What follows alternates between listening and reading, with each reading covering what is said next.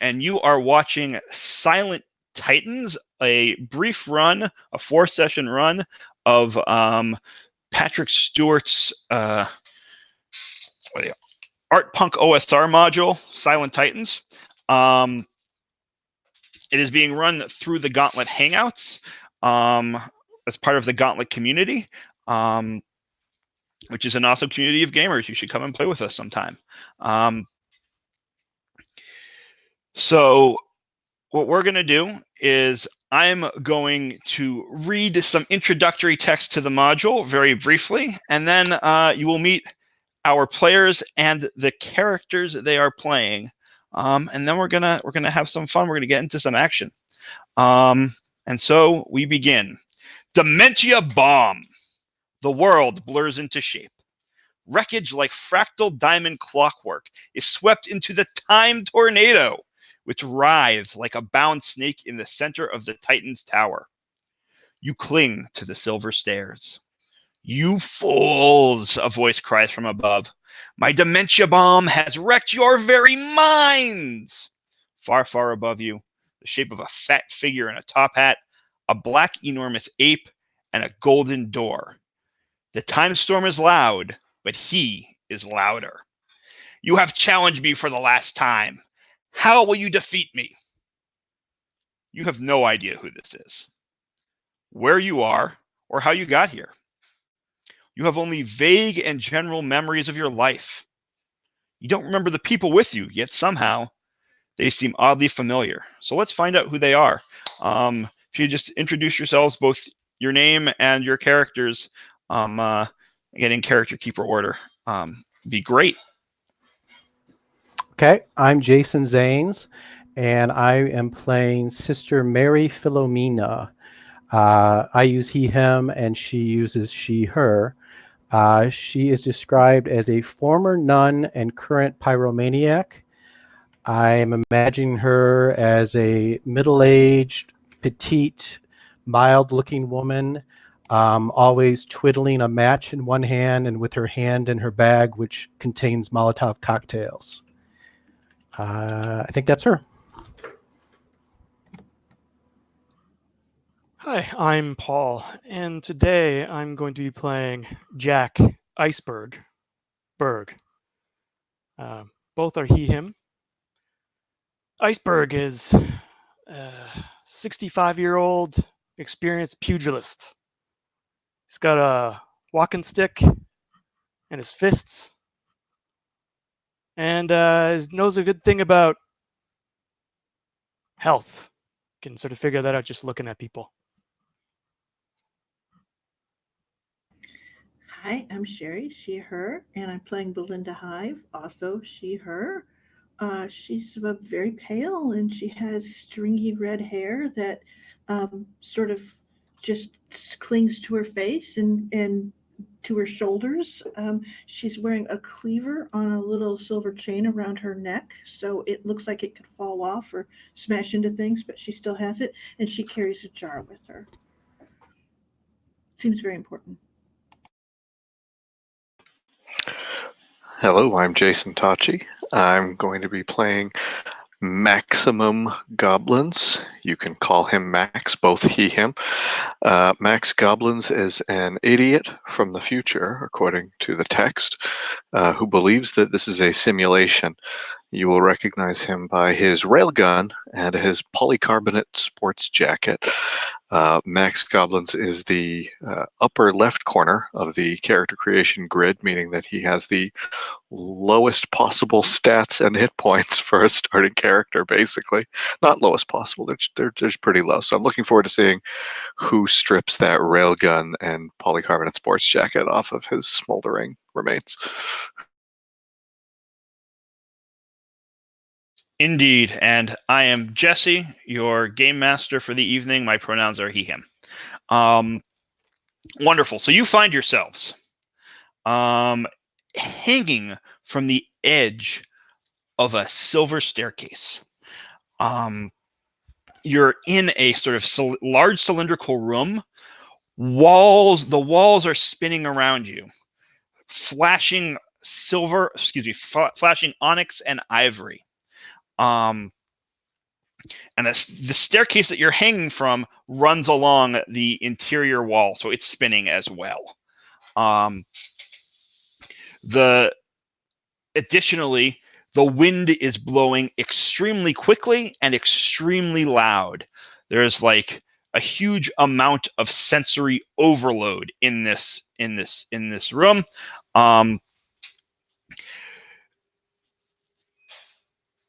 Everybody, roll a dex save for me. So that's you roll a d20, and if you get below your dex, you pass.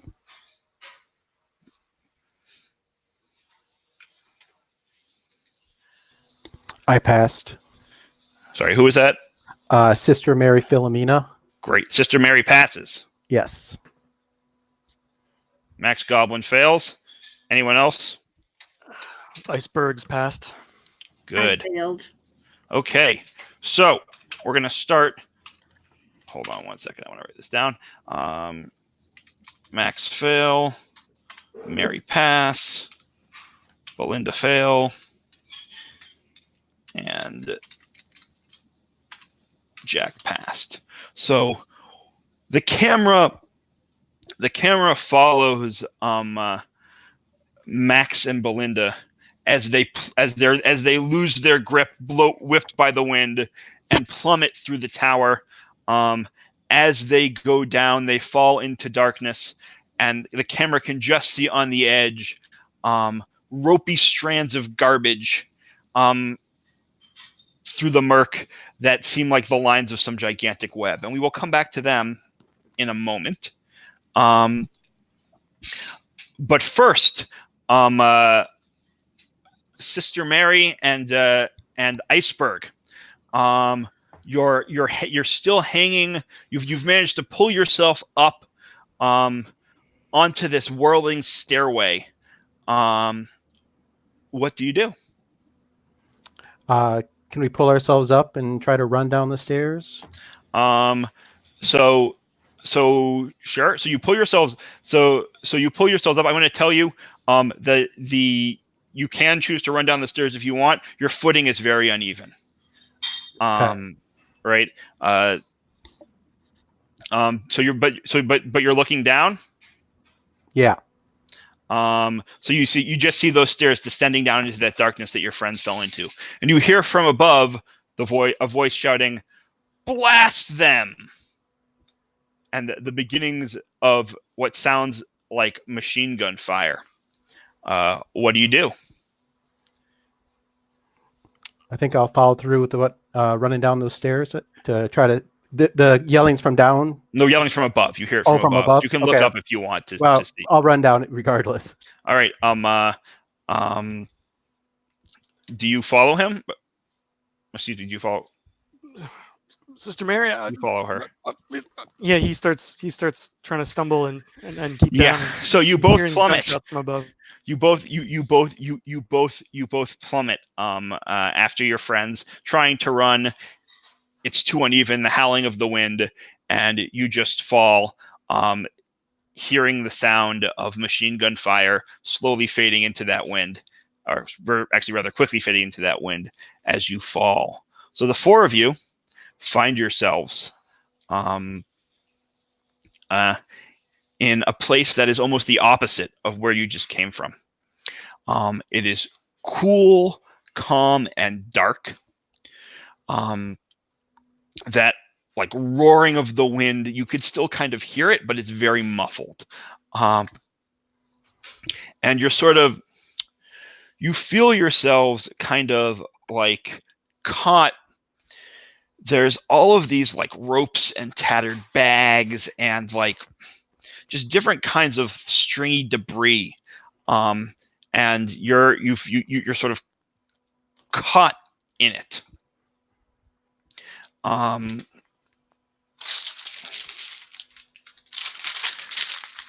gonna roll some dice. Hold on a second.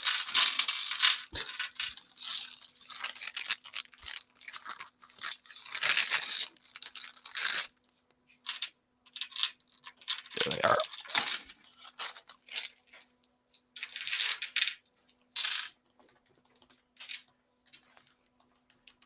and you hear a sound that's of first some a high-pitched shriek followed by and then another just screaming and cackling laughter and then screaming again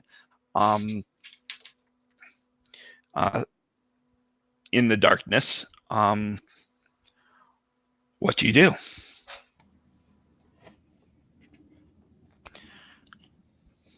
Can we grab a hold of this web, or are we already like? So you can definitely like kind of grab it, but like movement through it is difficult, and extremely slow. So is it like we're caught in like a dream catcher, a web, or like a mesh bag of like? It's very like much a form- web. It's a very web. much a web. All right.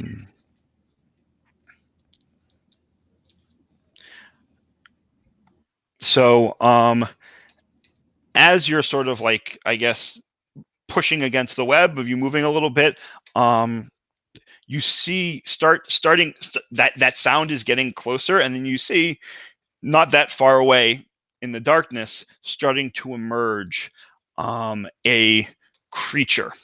It's pretty big. It's about the size of a rhinoceros, and it seems like it's made. It's all assembled from different pieces, right? There's like one arm is a stained glass shard, another is like some kind of device made from a bunch of amalgamated rapiers. It has a horse's sort of a mechanical horse's leg on one side, and the leg of a dead woman on the other side. And you can sort of see, you can't really see much beyond its legs because it's covered in this sort of foil cape, and then on top of that, a judge's black cloak.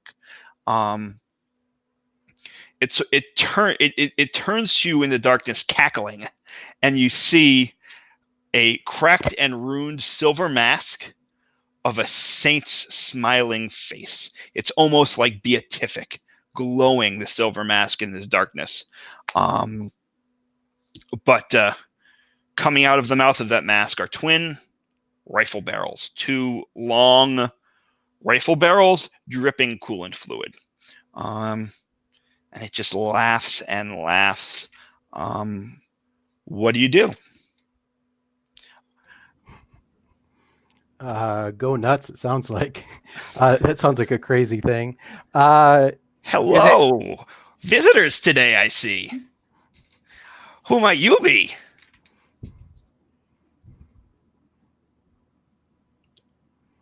I'm take a sorry, step- go ahead. I take a step forward and be like, good evening or afternoon, ma'am, sir. My name is Jack Berg. We just came from the top of the stairs, and what might your name be? How could we address you? It would be Names are social contracts. I am me. okay. So nice to see you here. You seem to be Yes, made of you such too. awful nice pieces. That might be true. But I'm quite attached to the pieces that I have attached to my other pieces, and I would prefer to keep them attached to my pieces. I'm assuming my companions would as well. It kind of skitters back and forth and says, "But I want those pieces. Well, so do we. We want these pieces. My left front leg is coming apart. Is there anything that Your we could torso help would other make a than? nice leg. Would there be anything that we could do to help you without having to give up some of our pieces? Do you know of other source? You could keep your pieces, and maybe I'll just take the other ones." I glance around like, well, I'm attached to my pieces, but I can't necessarily speak for anyone else. Yeah, so Max Goblin's here. I don't remember, simulation must be glitching. You can change pieces with each other in this game? That is so sweet. I could take your pieces and make them mine. I mean, I could see why you might want a piece of this. But seriously, like there was like an ape and a top hat upstairs or something like that. Like, can I get ape arms? Can I like upgrade to like ape form?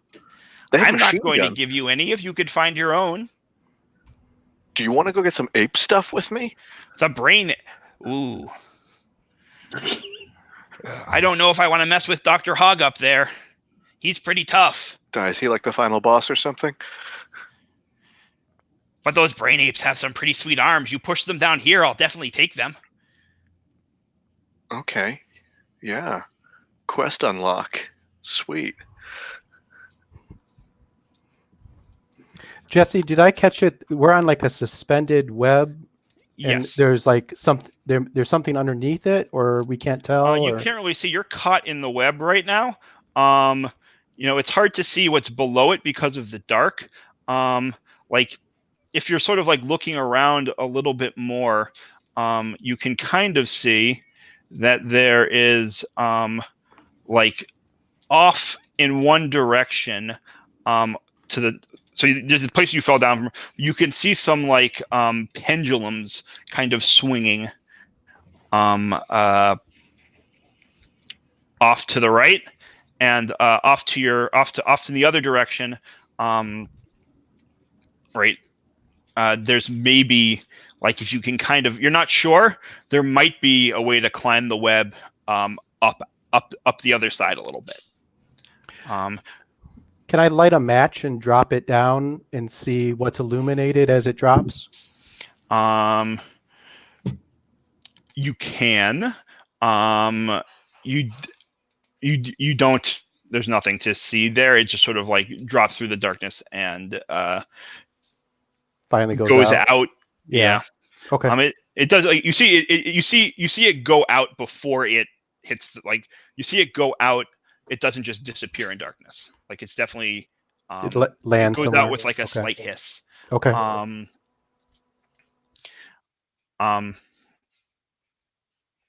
Yeah. So as everybody falls silent,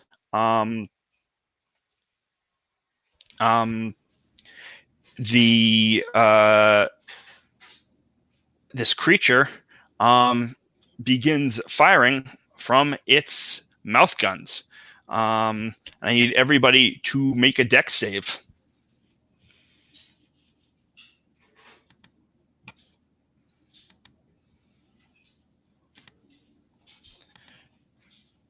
Sorry, no. I think we're just gonna have. I know everyone just made a dex save, but actually we're just gonna have Sister Mary Wilhelmina make a dex save. I missed it. Okay. Roll a d. You take a d6 damage. You can roll it. Okay. 2. Wonderful. Okay. So it says so Sister Mary takes a bullet in the meat of her shoulder and is knocked back.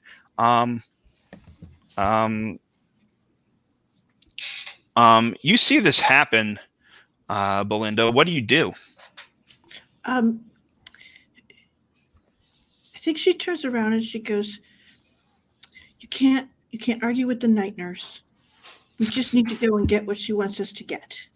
And she'll sort of turn back and go, "I can see that you're very particular to machinery this evening. There's some pendulums over there.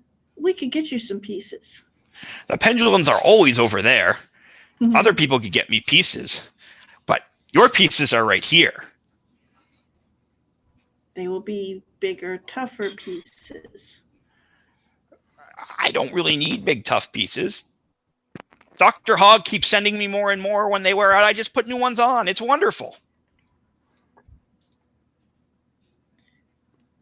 And she sort of turns and she goes, "I don't think that I care to share my pieces with you, so I'm offering you a bargain." The bargain is the pendulums? Hmm. but I can just get the pendulums myself. They're very hard to take apart. I actually tried once. Well, and she sort of stops and goes, They're "We've got always there. And the skeletons, I had a skeleton piece once. It didn't last very long, and it wasn't very fun. Is there a place you haven't been to yet that you would like to get to? I mean, I can't really fit much. I can get like an arm up to the pendulum and knock a skeleton down. But I like it here. It's nice here. Isn't it so cozy? If I take some of your parts, you can maybe still be alive and hang out for a little bit. It's quite nice. We can chat. Isn't chatting nice? She kind of goes, it's too late for craft time. And she sort of stops and goes, you're too big for the pendulums, but we aren't. If you help us get over there, we could get you some new pieces you haven't seen yet.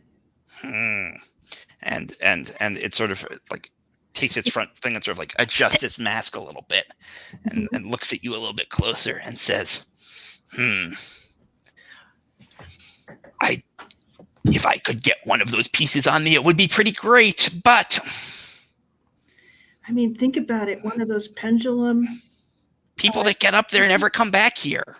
Really? That's because they're rude, right? They are rude. They're so rude. Look, we'll get over there. We'll get you a pendulum piece. I think it would make a fabulous hat for you.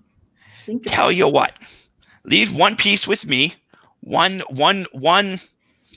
It can be one piece of something that I can use to replace this sagging flesh leg. And then I'll even give it back to you when you bring me a pendulum piece. At the potential offer of another piece, you see Iceberg. He starts waving his walking stick. Would this very sturdy metal stick be a good substitute for the time being? We are attached to the parts that we already have, and we wouldn't be able to get the pendulums or anything really with pieces removed. I'm attached to the parts that I have, other than the ones that I can take off, like this. Right. He offers. So it sort of takes it in its like weird stained glass claw, and like kind of prods at that like leg that was kind of coming, like the flesh leg that was kind of wasn't doing much for it. It says, "It is not what I want, but for now it will do. I can use it to support this lump of flesh till you get me a pendulum. And that we shall do. But it must be a whole pendulum, or you will never get this thing back." Belinda, it sounds like we have a deal here. You can count on us, Night Nurse. Trying to get over. I don't know what that means, but I like it. It makes me sound important. And here, ominous. I am very important and also ominous. Oh, I like you. I kind of hope you don't bring a pendulum so I can use your parts. So you still have to get up to those pendulums, right? I mean, they're like, you can kind of like the web does kind of like lead off in that direction. But like so are you're climbing off in towards the swinging pendulums? Yes. Okay. So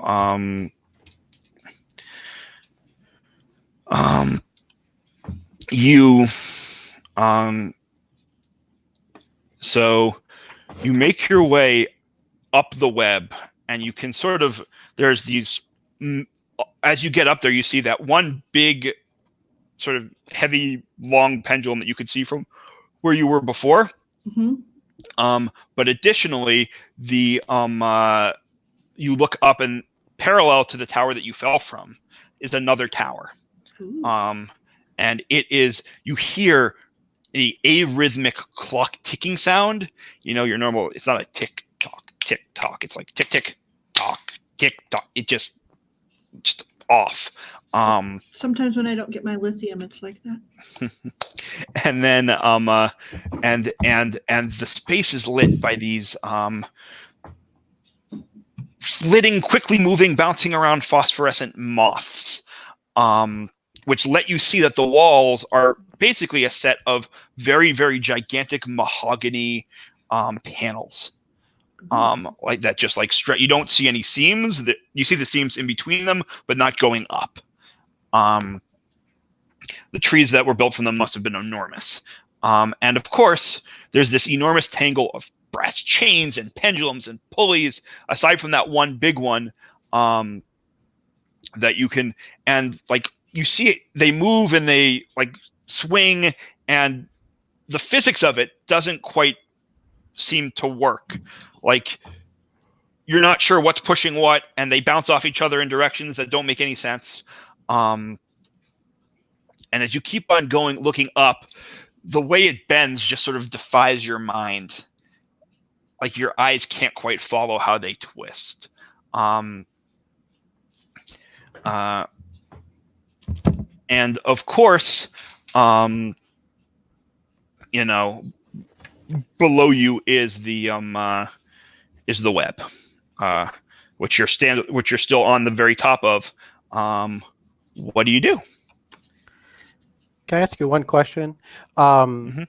I think I read Into the Odd, if you just rest for a minute and drink some water, you heal your hit points. Is that right? You heal a certain number, but yes. Okay. If you want to take a quick minute, but something, a lot can happen in a minute. Okay. I can wait. Okay. So yeah, what do you do? Well, you said that the web was made out of a lot of things tied together. Mhm. Can we collect some of those things to make an expansive rope of our own to get over to one of the pendulum, like whatever's holding the pendulum in? I mean, you can reach that bottom pendulum and just start climbing if you want. Like, it's not so like difficult that What's it's not like underneath us? there's not like a gap you have to bridge. Okay. Oh, And that's awesome. Yes. If the pendulum were to drop, what would it fall into? Like, is there a floor directly beneath us, or You'd what? fall back into the web, and you would probably tumble right back down to that creature, who is expecting you to bring them bits, Well, I and was who wondering you if I could. frankly can't necessarily trust to let you keep your bits also once that you give it those bits. Fair. Mostly, I was wondering what might happen if someone started shooting up at the top of the pendulum with a railgun. Like, what are the chances it would just snap off and fall down, so that we wouldn't have to risk climbing anything? Just why do you want to do that? What's that going to accomplish for you? So, I don't really know how tall these pendulums are, but I can picture a scenario in which I try to climb it and then I fall off and it hurts very badly. However, I can also picture a scenario in which I shoot whatever the pendulum is connected to on the ceiling, and then the pendulum falls down and maybe lands on whoever or whatever is beneath it, but hopefully I'm not standing directly where it lands. But why do you? Oh, in order to get it to retrieve it for the creature. Got it. Okay. Right. I wasn't sure if you were lying to it or not. That was that was what I was sort of trying to discover there. So you can shoot up there. Like I said, it's a tangle. It's a tangle of all kinds of hanging things, chains and pendulums and whatnot. Something might fall down. Something might not fall down. Yeah, well, it I'd says probably roll a idiot luck die. Yeah, it definitely says idiot from the future on my character sheet here. So let's give that a shot, unless somebody's about to grab that gun before he manages to raise it.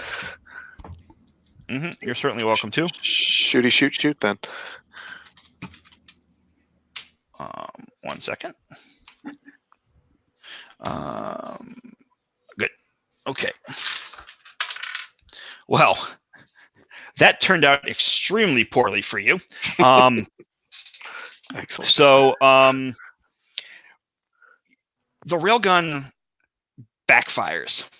It doesn't do any damage to you,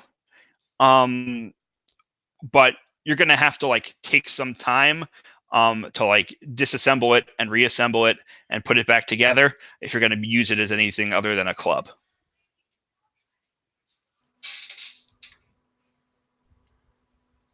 Well, I think I see what you're doing there, Max. Goblins, you said it was? Oh yes, this is Pull a out, crap simulation, by the way. Berg pulls out his revolver and takes an unsteady hand aim and tries to do the same thing and fires a Okay. couple slugs into the same spot that you were trying. So like that's a little bit better, right? It definitely goes better for you than it did for Max. And like a what one of the ropes with a heavy brass bob sort of at the end. That was like one of the pendulums, but it was a pendulum that was hanging just from a rope. Falls and lands at your feet. So you succeeded what you were trying to do. You shoot down a pendulum, but you can decide what you want to do with that pendulum. I'm just going to remind you what I said to Belinda before, which is that you can just climb up this, right? Like there's nothing stopping you from attempting that. But I'm also, if you want to bring that back down to the creature, that would be fun too, or something different. I'm a man of my word. I kind of missed that stick already. He scoops up the part and walks back. Does anyone else go with him, or do you all stick? Remember, this is not. Do you all stick where you are?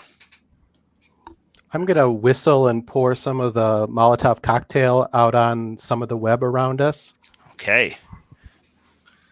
And I won't light a match, but I have it in my hand. Got it. All right. So Jack, you approach the creature. Oh, you're back so soon. You're the first one who's ever come back. First one who ever said he'd come back, also, of course. What have you brought me? What kind of bits? It's like I brought this. I'm not even sure what part of this clock it is anymore, and I actually just give it a light toss to land it in front of the creature. Like, the creature, yeah. So it picks it up with with that stained glass hand, which it seems to be favoring, and looks at it and says, "It's not really. I could use it," and it sort of like whips it back and like entangles it in its body and sort of but this is not the equal. I must take another bit. What bit of yourself will you offer me? Oh, I didn't say anything about any bits of myself. Well, you came back with insufficient things. Come. You must have something for me. Well, perhaps a leg. Perhaps just a sliver from some of your torso, your shoulder. I don't. You could attach your arm to your stomach. I don't think that's going to do. In fact, you already have something that I use as a leg. That stick that you have, that's for me to walk. If I have to walk a further distance. I'm a bit older. It's a little bit harder for me. My parts are not very sufficient. They probably won't last as long as that one that's rotting away on you. And as I'm saying this, I'm backing away slowly. In the back of my mind. Yeah, I mean, so it gone. So it follows you. Come. If you will not bring me anything, I must take your bits. And I'm gonna climb up on pendulum and light the Molotov cocktail poured out on the web. Hopefully that'll start burning the web. And say, okay, yep. Let's go, everybody. It lights the web on fire. It starts to burn. Belinda and Max, I assume you're also like hopping up onto that onto the pendulum, and Jack, you're gonna have to roll a dex save because you have a little distance on you. Rolling a lot of dex here.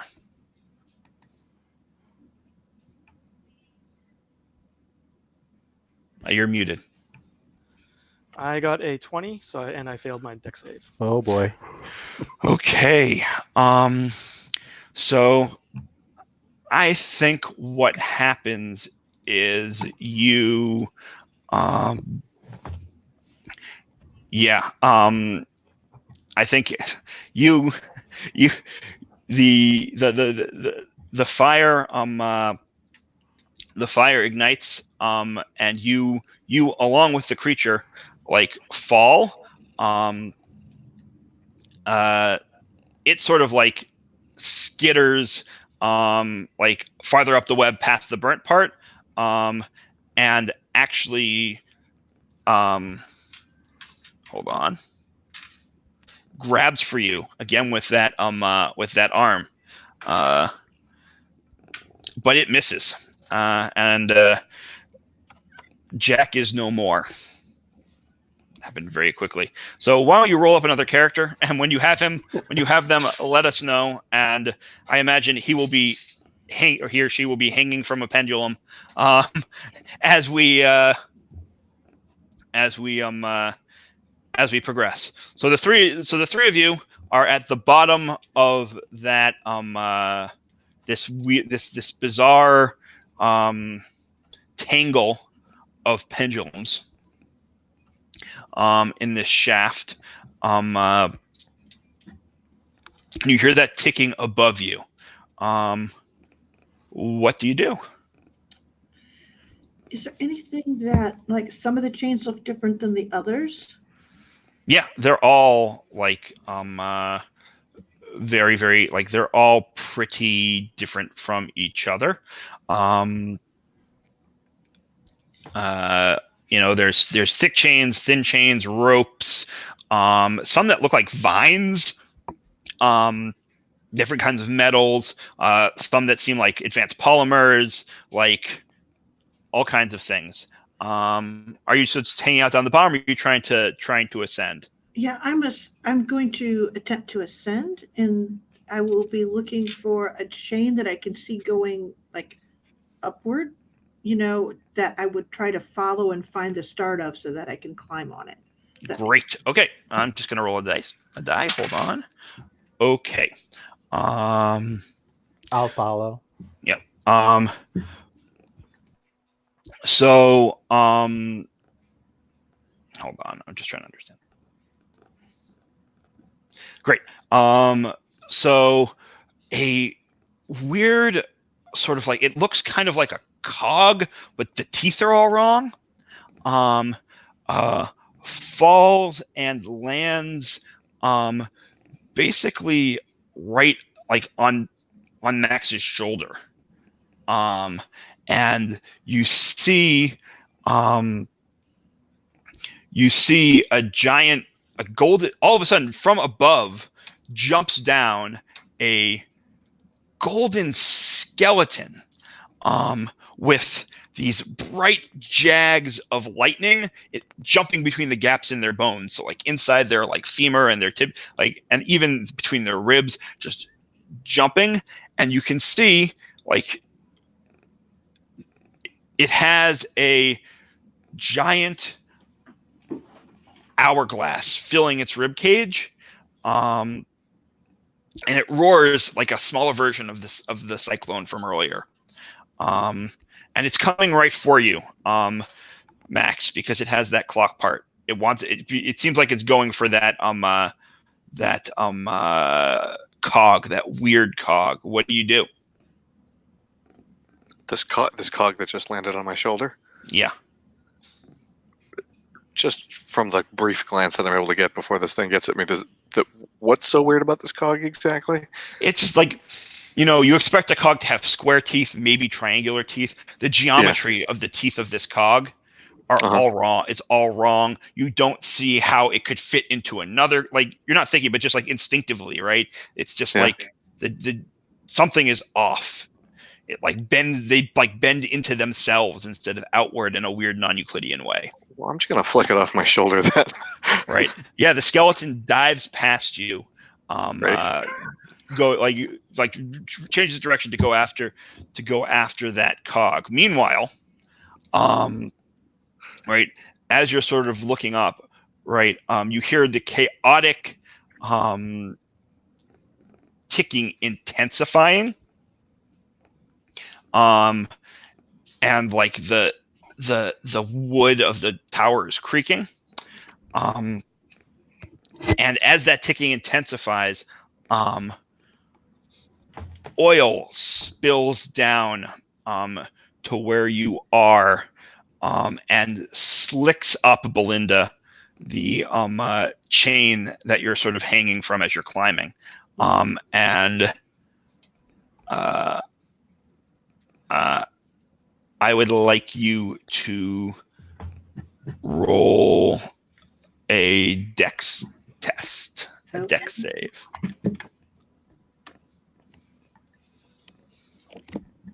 I fail it awesomely.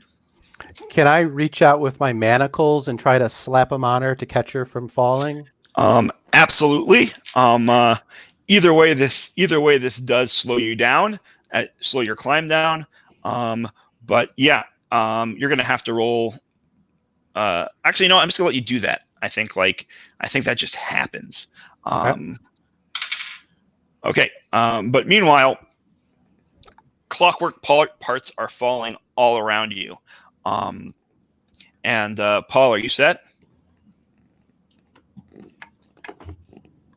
Yes. Bramwell Salvation, enthusiastic Methodist and teetotaler is ready to go. Great. As So, piece of equipment in the right and direction. as you're climbing, you see above you a figure. Describe Bramwell for us. Well, you see Bramwell hanging there. In one hand, a bar of soap. In the other hand, the thing that he's hanging on to. And What kind of a pendulum is it? Like, how would you? It's brass and kind of weathered and I guess colored with with decay, and you can hear him. I guess it's almost like he's humming to himself, because he's hanging there quite dangerously, and the way that he deals with dangerous situations is he sings, and it means he's fearless when he's singing. Wonderful, wonderful. So, how do you respond to this singing person you hear and see from above? You probably heard the singing a little bit as you were ascending, but with the sound of the ticking and the whirring from the skeleton's chest, you maybe didn't quite make it out.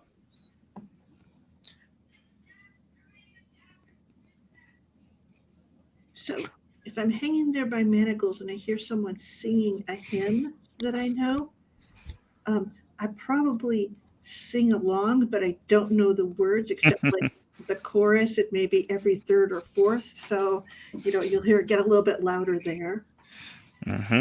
Yeah. Anybody else? Is anyone going to say hello, or is there just going to, like, you have pulled yourselves even with Bramwell, and Bram and Belinda are singing together. Are you harmonizing? Are you trying to on the chorus? I have no sense of those things. I just roll my eyes and say, I hate this song. I'll try and pull him up and mutter something about, I've heard worse soundtracks. Maybe lay down a little beatbox while I'm reaching. Wonderful. So, as you climb, you make your way to the top of the shaft, and you see all of these gears of different sizes, very much like the one that fell,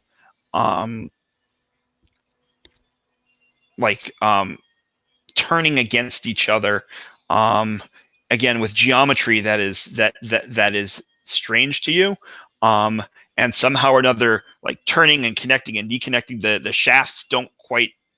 The shafts meet the cogs at angles that don't quite fit. Everything seems mad, and it is loud again.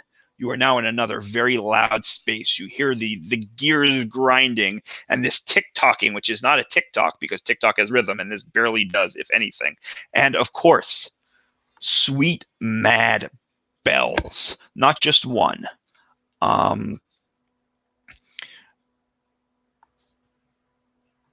All right, the floor you're standing, you pull yourself up onto the floor, but you have to be careful.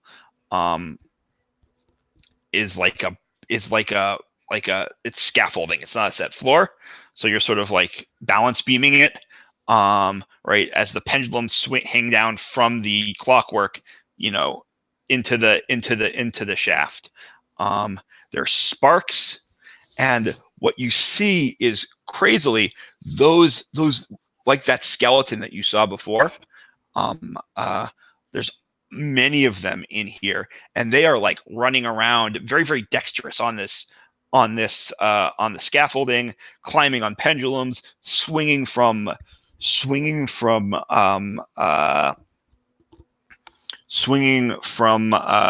cogs behind, right, and bursting apart suddenly when they get caught in a cog, and just trying to maintain this crazy whirring machine. Small parts keep on falling and exploding, right, and they're like chased little pieces around. They're not particularly interested in you right now. And you can see the back of the clock face that this is turning. And through it, you can see the shadow of a fat figure in a top hat, with some hulking figures beside it in bowler hats. I think this is a good time to take a quick break. So let's do that. It is 10 after the hour. Let's come back at 20. Okay. Sound good, everybody? Great.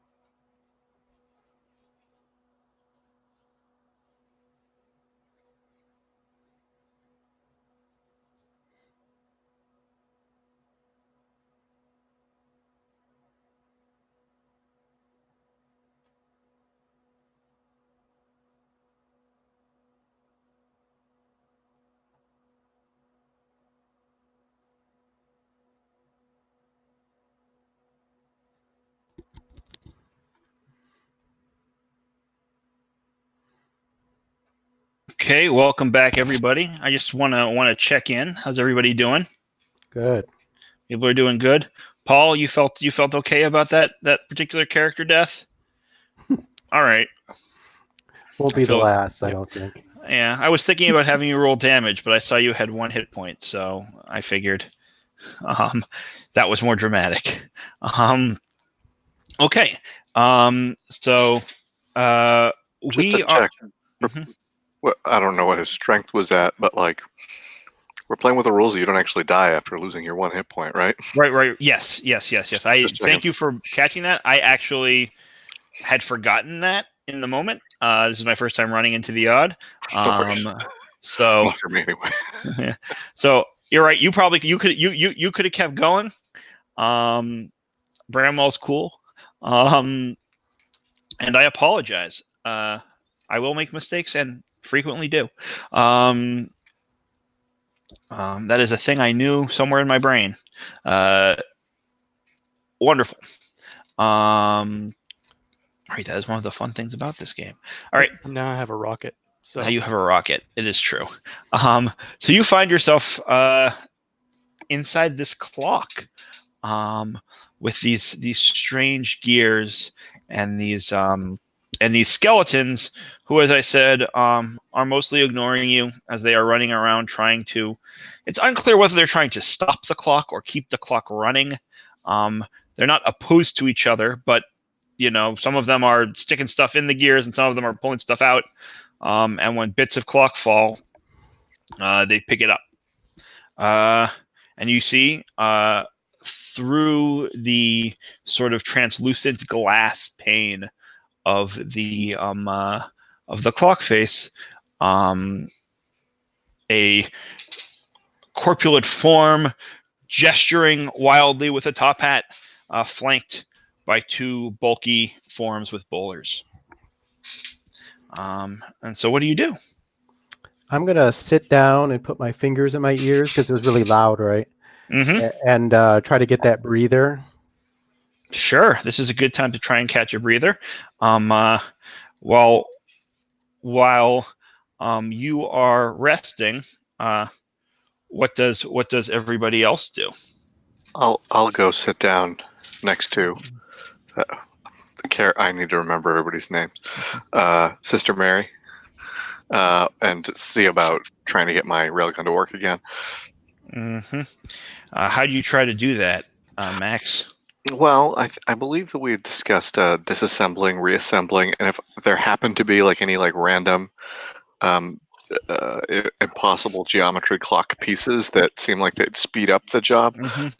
I would happily incorporate those into my reassembly process. Okay. So as does anyone else have something they want to do while this is going on? Remember that there's like you're on scaffolding, so it's not like a solid floor. Well, as long as the manacles are on, I guess I stick with Sister Mary. That is true. And Bramwell. And So, they're definitely still on. So I'm not chained to anything. Just start humming to myself, watching Mhm. the proceedings. Okay, so I think while you were all sitting around in the middle of this massive hubbub and uproar, a spring pops out of, and you get enough time to get your rest, Sister Mary, and you're healed up. But a spring pops out of one of the housings there, and gets itself tangled, Sister Mary, in your habit. And all of a sudden there are 2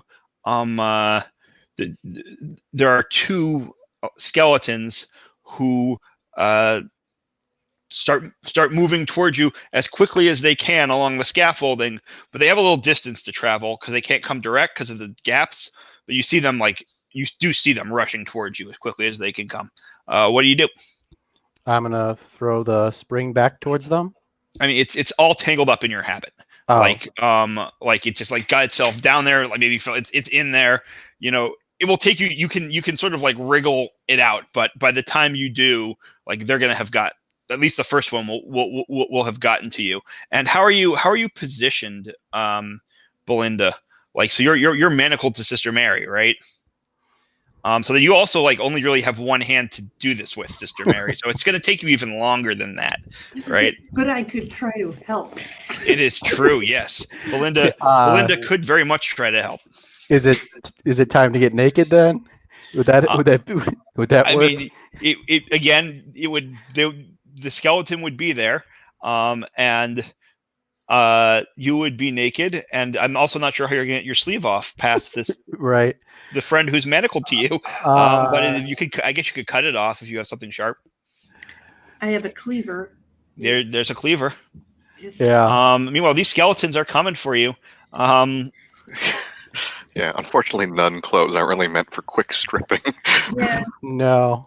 I think I could grab one side of it to hold it taut and try to get you to do the other side, and I could take the blade of the cleaver and Right. down. So yeah. So there's the first skeleton arrives, and like again, they just describe them again, right? There are these golden skeletons, quick jerky motions, electricity rippling all along their bodies, and they have and these giant loud hourglasses in their rib cages. So I think I'll just mutter a profanity under my breath and take out my baton and try to smash the hourglass. Sure. Roll strength, I got a 6. and your strength is. My strength is 6. Um, And my roll is 6. Jason, can you remind me what happens in a tie roll and Into the Odd? There shouldn't ever be one, actually. The character who is most at risk makes a save. So if you're trying to push somebody off, yeah. Right. Sorry, it's not a tie. It's he rolled his ability score. Oh, I see. Right. I believe it's on or under. If I check, right. so that should be a success. Yeah. Thank you. It's good to have people with rules knowledge at the table. So you succeed and bash through the rib cage, and that hourglass sand is rushing out, and sort of like it just starts decaying. But in the meantime, the second skeleton gets to you and tries to and smashes you and just like scratches you with its claws for 2 damage. Okay. I think Belinda, what do you do? The other skeletons are noticing this, and there's like 4 more peeling off, jumping, but they're a ways away. And I believe 2 of them are coming from along the scaffolding. How are you all positioned in this space? Let's try and get a picture here. So Belinda and Sister Mary are on one sort of beam chained together. I think With Max, Sister Mary between Belinda and a skeleton. I think Max, you said you were right next to us, or you sat down next to us. Okay, so I'm going to just assume, I probably should have asked you this before, that you're on the other side of Belinda. Sure. And Bramwell, how about you? I was watching the comings and goings of these things, but for the fictional positioning, the skeleton must have come from the direction that I was not standing. So I guess I'm past everybody. Okay, so you're like maybe on a different beam, like across the ways. So one of the skeletons is coming down towards you. There's one that just attacked Sister Mary, and there are 2 more coming along the scaffolding towards where Max is. Belinda, what do you do? Well, I've gotten her habit ripped well open. Can I get a hold of that spring and give it a toss? Yeah. Oh, right. Sure. You grab the spring, you give it a toss, and the all the skeletons immediately dive off. Not all of them in the room, but the ones that were pursuing the spring dive off towards the spring, leaving you relieved of the immediate pressure. So Is there a meanwhile, part- you notice as you look up, you notice that the shadows are no longer on the far side of that clock face. Is there a part of this space where we won't have clock parts falling on us? I mean, not really. Like you can get out. Sorry. So if you take a closer look at the clock face, you can see that there's a small door just under the dial. It's tiny. Has a brass handle on it. And that's and the the face, as I said, is translucent glass. Tiny, like we'd have to squeeze through it, or tiny, about- like a it's- squirrel could get through it. It's like it's about 3 feet high. Okay. So like, unless you're really enormous, it's you goblin could, size. but like, one of you is getting through there at a time. I don't know if anyways. And that's the way that the big guy and the apes were, right? But now they're not there. That's what it seemed. That's what it Okay. seemed like. Yes. It's like we saw their shadows, like they were backlit or whatever against the glass. through the tree. Yeah. Yeah. Exactly. Okay. So you said that the sand rotted away. The skeleton rotted away as the sand fell out of the hourglass. Like, and our nemesis are no longer there in front of the face of the clock. Does it seem like time has gone by or changed somehow? I mean, is the different? I mean, it was, time passed, right? You sat for a couple of minutes and took a rest, and then these, you had this engagement with the skeleton, which was quick, but it did take some time to remove Sister Mary's clothes and have that little altercation. But it doesn't seem like 4 hours has passed or something, or like something weird happened with the time. Not that you can tell. Okay. Not that you can tell. Exactly. Belinda likes poetic things. So I think I'll say, darling, I think we need to leave. They're going to come back and we're going to do this all over again. Let's go to the door. And I'll daintily walk over to the door, dragging Belinda with me. Half dressed as well, right? In your rags and tatters. So you're over at the door. The skeletons continue to ignore you. Do you open the door? And who goes first? Do you open the door? Yes. And I'll do a half bow to Belinda and offer her to go first. so chivalrous. Yeah, she does it unquestioningly. Yeah. Do you go all the way through, or do you just stick your head out? Like, what do you? Well, she probably sticks her head out just to make sure there's room on the platform or whatever they're getting out onto. So what you see is you are at the top of the staircase that you fell from initially. It is, again, once more, extremely loud. Besides the clockworks behind you, right? That wind is roaring. And from here, you can see something that you didn't notice before because you fell immediately and didn't have a chance to really look up. But there is a golden door to your right as you're looking out the door, a gigantic golden door. And they haven't seen you yet, but parked in front of, or just inside that door, are two apes with bowler hats and Tommy guns. And across the top of that tower, you can see a bronze bell in like a sort of in its own kind of wooden tower. The tower itself sways back and forth, and that bell is ringing very loud. So it's like you basically can't speak. The people behind you can't hear you if you try to talk to them from. You have to like go all the way back in, and even then it's loud. And if I crawl out there, are the Tommy gunned gorillas going to see me? They don't seem particularly alert or attentive. So if you're like kind of quiet and sit, like if you don't do too much, but like if you're just walking out there like you own the place, you think they'll notice you. And of course, there's no guarantee that their boss won't yell at them to stand up straight and take a better look, if he catches them. Okay. Now, I think I'll sort of duck back in, and strangely enough, I'll put my fingers over my lips like this, like Hmm. quiet, and then I'll carefully climb out there. Okay, so your arm is like back through the door. Yep. Sister Mary, like do you like? I point them out to her as she comes through. All right, so Yeah, you're coming. I'll follow and Great. Okay. huddle down into my rags. Mm-hmm. So the two of you are sort of up against the wall of the bottom of that clock face, right? The arms of the clock are moving. There's no second hand, but the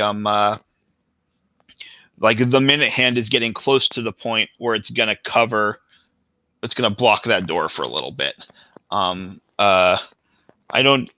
Bramwell and Max, what do you do? How's my gun coming along? I'll say you were able to reassemble it, take it apart and reassemble it, and you think it will probably work. But mechanically, I'm probably going to roll a luck roll before you fire it for the foreseeable future, until you get like a proper amount of like time and peace to like work through it. But it might Okay. work. It might work. All right. About how So much I'll- time would we have for all of us to get through the door before the? I mean, if Hand comes you down. decide to go right now, you are through. But like if you wait, if you tarry, it will get covered, and that's also more time that they're just standing out there waiting for those apes to notice them. Right. On the outside, it's very loud, so you can like move, or like it's not. You don't have to worry about them hearing you. Yeah. And let me see if I understand how this is situated. So, are there more stairs that go up to this golden door, or is the golden door across like a hallway or something? So think of it. There's the big open shaft of the tower, where Okay. with the silver staircase and the spinning and the winds, right? And you're at the top. Think of it as almost like there's a that spiral staircase leads up to the golden door, and you sort of what you have is there's like a ledge. It's not small, a platform, probably 3-4 feet around the edge of that tower, with the face of the clock behind you, and then straight ahead across on the other side, that same platform, there's a big gap to the other tower. You're like on the top of a tower, with a golden door on one side, like surrounded on 3 sides, and just sort of like emptiness off to the other. You can see it's foggy. If you look out in that direction, it's foggy. And of course you can't like really hear much.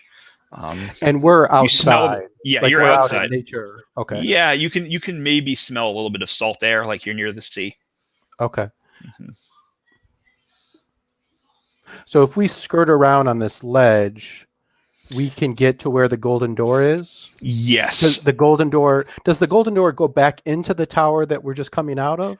So there's like a room at the top of it. The top of the tower that we're in? Yeah. Yes. Okay. Think of this as like a weird balcony outside of that room that's at the top of the tower. Which, Okay. Right.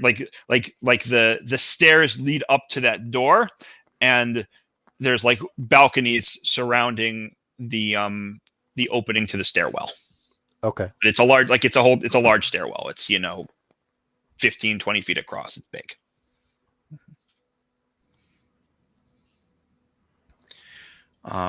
So sorry, are the two of you coming through that door? Sure. Great. All right, so the 4 of you are there, sort of like pushed up against the clock, and you see one of the one of the apes starts moving in the other direction. So it turns the one that's farthest from you turns its back on you and starts walking in the direction of the bell.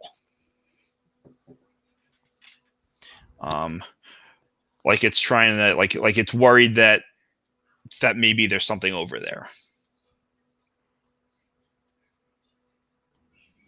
Then this is our chance, right? Mm-hmm.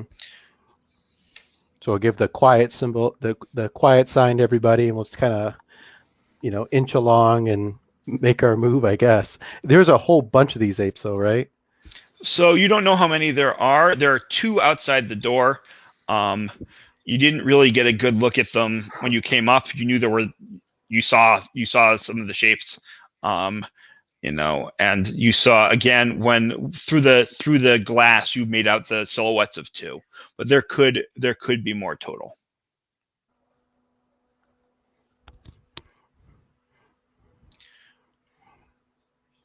So I'll look with fascination at Bramwell's rocket, and then look at the apes and wonder. Oh, this holiest of things. Well, yes, I've got a good opportunity for this now, but perhaps if we know if there's more of those great beasts up there, and we had them closer together, it might be useful. However, and he pulls out the rocket, readying it, just in case.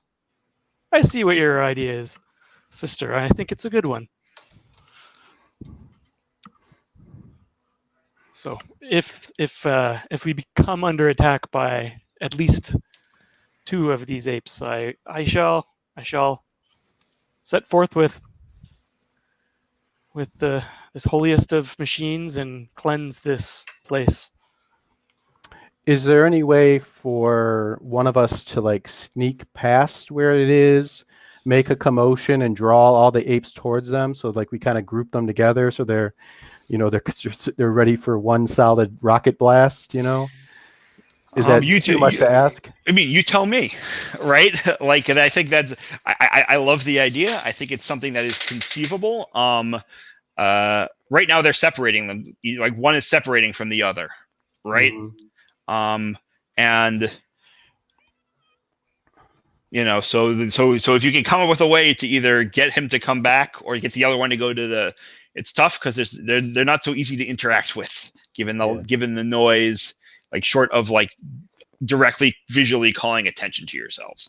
And the longer you stand here thinking about it, the more likely that is to happen, right? The ape has made it basically to where the bell is, and he's sort of leaning out towards it to look around, see if there's something there that he missed as the tower starts leaning.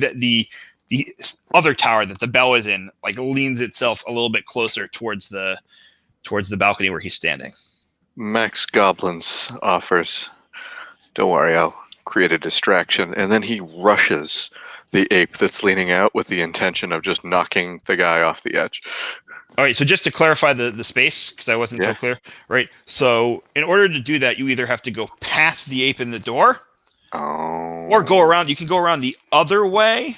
Right? Yeah. Right. You can. But by that time, he could be, doing whatever. Right. Exactly. It's you'll definitely be a distraction. You will get noticed by at least the ape in the doorway. You know what? That's the aim. Let's do it. Mm-hmm. Great. So yeah, the ape in the doorway goes, What? There's someone there. You think you can see his mouth moving and some grunt. You don't know what he's saying, and you hear rat-a-tat. You hear, sorry, I love this sound effect. I want to get it. Braka, braka, braka, braka, braka. Braka, braka, braka, braka, braka. As he fires his Tommy gun at you, and it just goes completely wide. But meanwhile, the other one has caught your attention. He caught his attention, right? Because what you could hear is the Tommy gun, and starts coming after you. The other 3 of you have still not been noticed, though. So I will give you all a moment to do something to either save Max or something else entirely. Don't worry, it's just a simulation. Oh no. Are they grouped up to the point that a Molotov cocktail could hit a bunch of them, or are they still spread out? No, I mean they're even farther apart now because the one is by the door shooting at Max, and the other has come around the corner, like is moving towards Max and away from the other one. Okay. Um, I will hold up my jar of ether. okay, what do you do with it? Well, we've just made a mess of her top, right? So I figure we have plenty of rag material. Mm-hmm. So I think I'm gonna, sort of one-handed with my jar and essentially kind of get the thing all set up so that it started aerosolizing. It like has to have enough air to kind of combine with, but I kind of keep the lid near it. And you can tell that what she wants to do is sneak up to the one with the Tommy gun and stick that under its nose and see if she can knock it out. Okay, well it is very distracted, and you don't have to worry about the noise you make, but you do have to hug the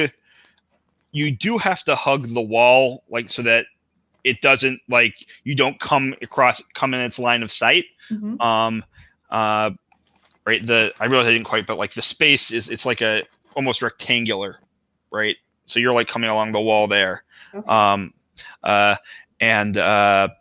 So we will jump to either Bram or Sister Mary while you're doing that, and then Well, I'm attached, so I'm just going to follow. oh her. right, of course, the two of you are hugging the wall. So Yep. Bramwell, what do you?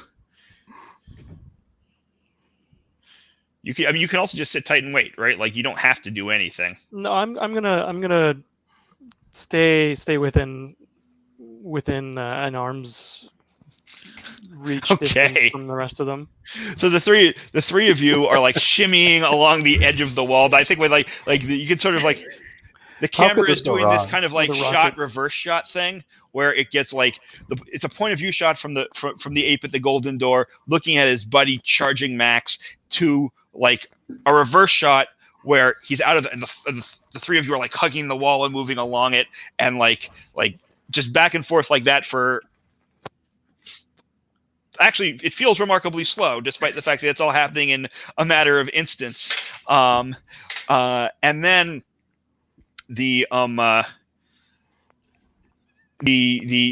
other ape gets to you, Max, and is about to open fire. What do you do? Remember, you're at the top of this balcony. There's no railings. You know what happens if you fall down one side. You don't really know what happens if you fall down the other. Can I shoot first? You can definitely shoot. So let's see what happens. Well, first of all, the shot goes off. No harm happens to your to your gun. Roll damage. That's great. 4 damage. 4 damage. Okay, so you see the ape slow for a minute as bullets. I don't actually know what a railgun is, to be honest. It fires. It shoots projectiles by pushing with magnets. Got it. So you see, like, what do the projectiles look like? Are they like darts? Are they like nails? Are they bullets? Just little ball bearings, I guess. Great. Yeah. So you see these ball bearings pierce the arm and shoulder of the ape, knocking it back, so that it like falls down. It's still got its Tommy gun in its other arm, but now it's like lying on the floor on the ground with its legs hanging over the edge right in front of you. But it's now the other ape's turn, and Braka. You take some amount of damage, which will probably some amount of damage if I can find the right space. I suggest 2 damage. Yes, just enough for you to roll that strength save. No, I've got 2 armor, just enough for nothing to happen Oh, to me at right. all. That's right. That's right. Where is the Tommy gun? There we go. Just yeah. D6. Just 1. So Oh, beautiful. you are fine. Great. So yeah. So you take a hit. And you know, it knocks into your armor. You're probably winded for a second, but you know, you don't really take any harm. And meanwhile, I think in all of this time, Belinda has managed to get her jar of ether underneath. Well, she's up right next to the giant ape, and at this point, I think you have to roll a dex save to get that underneath its nose without it noticing. Seems honorable. Mm-hmm. Oh no.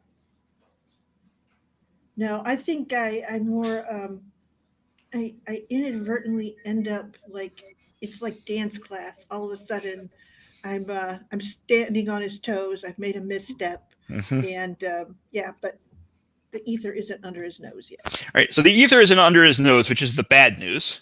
The good news is and he's certainly aware of you at this point. Although maybe too startled to notice the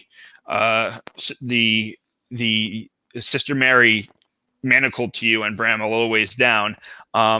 But you're also all tangled up with his arms, and like he's not really free to shoot again. Can I whack him in the head with my baton? You absolutely can whack him in the head with your baton. Roll damage. All right.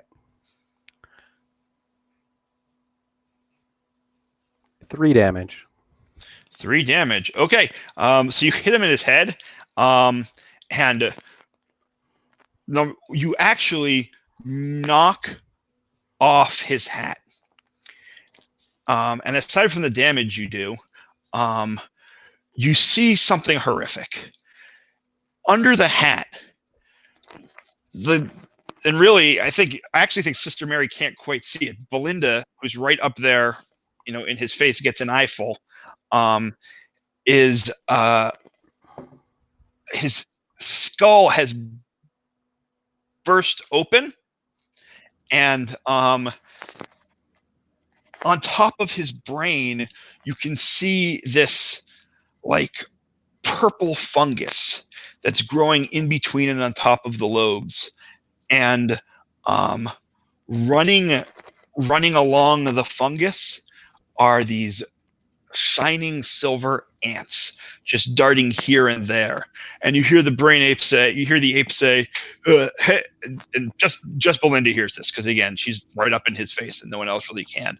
It's too loud. But my hat. Yep. And Bram, what do you do? Muted. I'm not sure how easily I would have been able to keep this rocket readied while shimmying up here. However, in the other hand, I reach for my revolver and try to aim a shot one-handed at the ape's head. Regardless of what I hear, I'm able to see this exposed brain. So the one that's directly in front of you. Okay. I'm not going to have you roll damage. Right. You have a clear shot. But you're shooting through your friends. Mhm. So I'm going to have you roll. Like you don't have a clear shot. You're shooting through your friends, but like, you know, I'm going to have you roll. I'm going to roll. I'm going to ask you to roll a D6 for luck. Sure. Right. High, I'll interpret it for you, but this is for you. I'll let you do the roll. High is good. Low is bad. Rolled a 6. Fantastic. Yeah. You don't even have to roll damage. That bullet runs clear, threading the needle between Sister Mary and Belinda, and goes right into the ape's brain, killing it dead. As it falls over, though, those ants, those ants run out of its skull,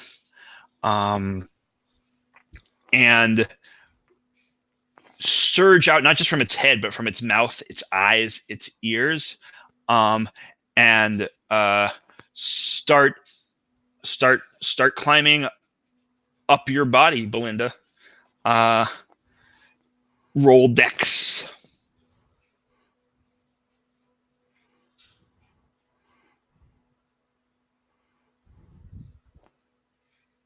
$17. Okay, so Can I So- pour alcohol on her that maybe the ants won't go on her then if there's alcohol on her? so they're already in her by the All time right. you do that. Okay. Now roll will. Me? Yeah, roll. The ants have climbed, and you feel a certain amount of you feel like you're fighting for control of yourself in this moment. Okay, so I don't have will on my sheet. I have charisma. That's Is that okay. the same Yeah, thing? that's charisma. It's charisma. Oh, okay. That's like my bestest stat. I mean, yeah, I think it's will in Silent Titans and charisma. I think and Into the Odd. I don't know. I go In ahead. the newer Jason. book, Electric Bastion Land. Yeah. Got it. So I think this is just in. Yeah. I didn't fix up the sheet. That's okay. Roll charisma. So I make it by 7. Fantastic. So you do manage to resist whatever it is these ants are trying to get you to do for now. But you're still woozy, and they're still there. Max. think- Sorry, go ahead. Can I follow through and just pour alcohol on her to try to kill the ants? I mean, they're inside her head right now. Oh, You can okay. pour alcohol on. Like there are some, I guess, still around her face So and neck, and I'll say here, drink this. Yeah, we'll get to that in a minute. But Max, so you're there. You've seen all of this happen.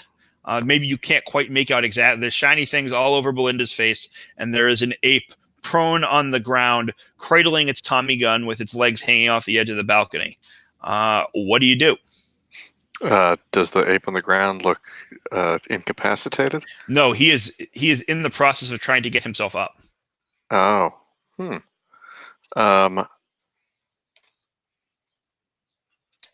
know, I think I'm going to try and shoot him again. Okay. Oh dear. You can you pull the trigger and nothing happens. You're not sure what would happen if you shook it and tried to pull the trigger again. But nothing happens, and the ape manages to get itself off the balcony. It's still sort of not, it's like on its knees, but it grabs you by the ankle. So the ape has you by the ankle.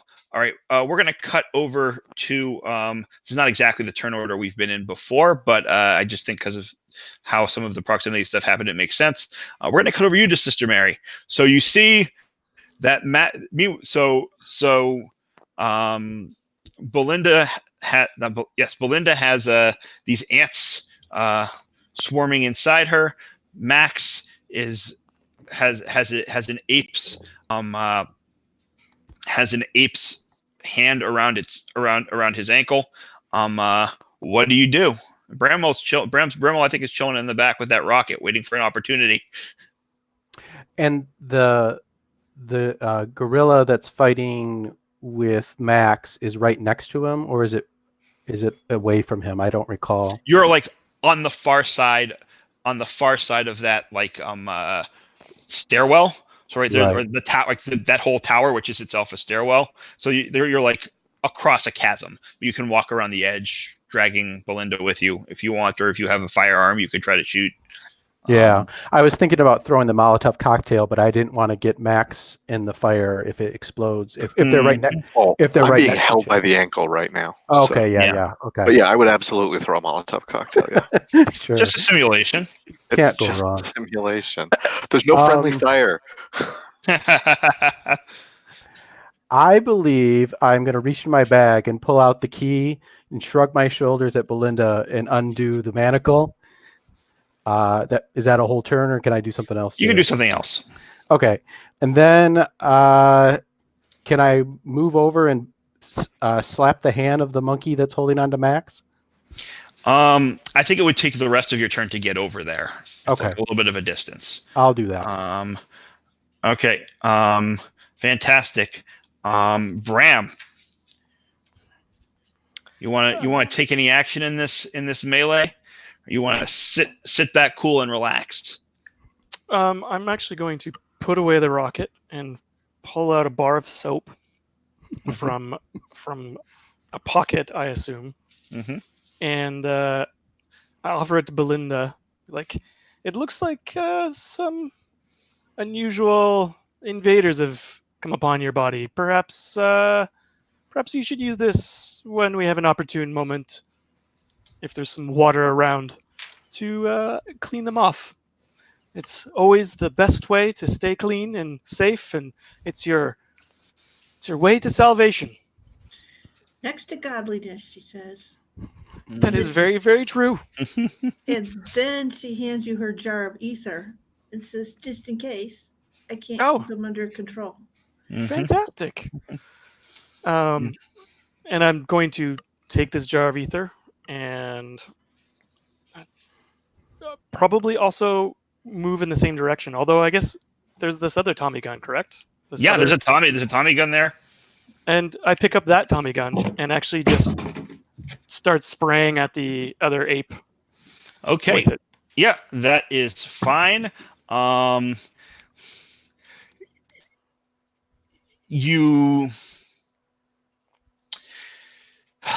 You're not gonna like this, I'm afraid. So you fire it, Mhm. and you just like it's hard to control, and so like and so you can only really get it settled after you fired that first round, and now it's empty. One shot. Braka. Oh, okay. Just one like blob. Right, but from this distance, you weren't able to get a bead on the other ape quickly enough, and you ran out of ammo. So,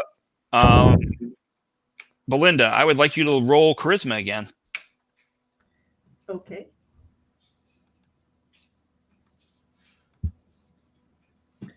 I made it by 8.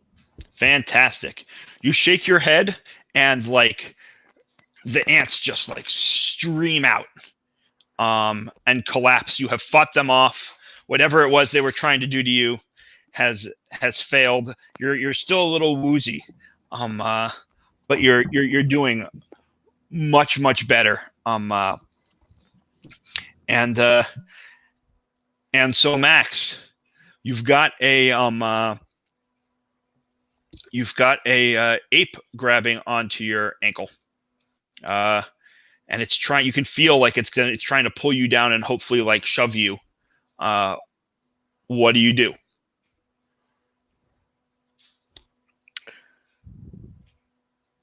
That's a great question. I'm really glad you asked. I think this would be a good time to well, first of all, start babbling. Reset off. Turquoise load new, but also I guess I'm gonna try and cling to him as hard as I can. Mhm. So you're still standing, and he's like halfway up and on the ground. So you're gonna like bend over. I see. Sorry, yeah. See. So does he have a machine gun in his other hand? Yes, he's like he can't really use, like, it's not in a position that he could really fire it, but he's like cradled it to keep himself from dropping it, and presumably if he gets back up into a standing position, right, he'll be able to. But You in the know what? meantime, He doesn't know that my gun doesn't work. Maybe. I don't know. He probably couldn't hear clicking over all the noise and stuff. I'm just gonna point it in his face, and I wouldn't. yeah, he's not very bright, and so he does think that your gun is loaded, and he just reacts instinctively and yanks. All right. So roll strength. I'm going to let you get a chance to like fight back against it. No. No. No, I roll poorly.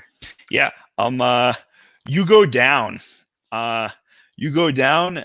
I think like in your as you're coming down, because he's like, also sort of like on his knees. Like your elbow hits his hat and that goes flying off too. So in case you didn't. Sorry. Can I slap the manacles on him like I did Belinda? Absolutely. Right there? Absolutely. You can definitely do that. It's not Or am clear I to going to me. get pulled over too? We'll see. That's Okay. that is a possible thing that could happen depending on the next few moments. So yeah. So he's down on the ground, but not like you're not at risk of falling over the edge yet. Okay. Okay. And now you are manacled to him, and I guess his arm is like hanging. One arm is hanging up in the air. Well, the other is holding. Well, let me ask you this actually, Max. Are you submitting to that? Are you willing to let that happen? Get manacled? Yeah. Yeah, sure. Okay. Well, great. I was imagining he was about to go off the edge of the tower, but that wasn't. Is that what he No, wasn't? sorry, he was just falling to the floor. Oh, okay. The ape has managed to pull itself up so that it was no longer at immediate risk of falling. But yeah, falling off the tower is like the next bad thing that could happen very Okay. easily. Well, right. So maybe I'll. connecting Can I? yourself to him might help with that. Can I just slap it in the bowler hat instead with my baton? Oh, you can totally slap it in the brain, reaching over Max. Roll your damage. Okay.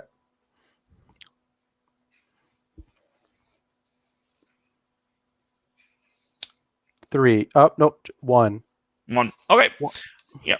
So it takes one damage and it like looks up at you.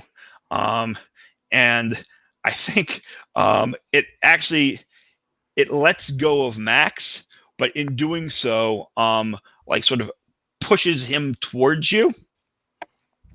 And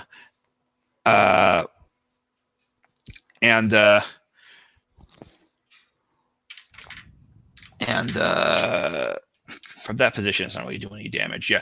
So you're sort of like the two of you are now tangled up, and you're not quite fallen, but like you're delayed. You guys have to sort of untangle yourselves. Okay, Bram. So you're heading in that direction. You do not have a clear rocket shot at the ape, but what do you do? Well, I'm going to take this Tommy gun that is empty of ammunition and just throw it at the ape. Okay. What are you trying to accomplish with that? Like, you just want to hurt it? Do you want to knock it in some direction? Do you just want to distract it?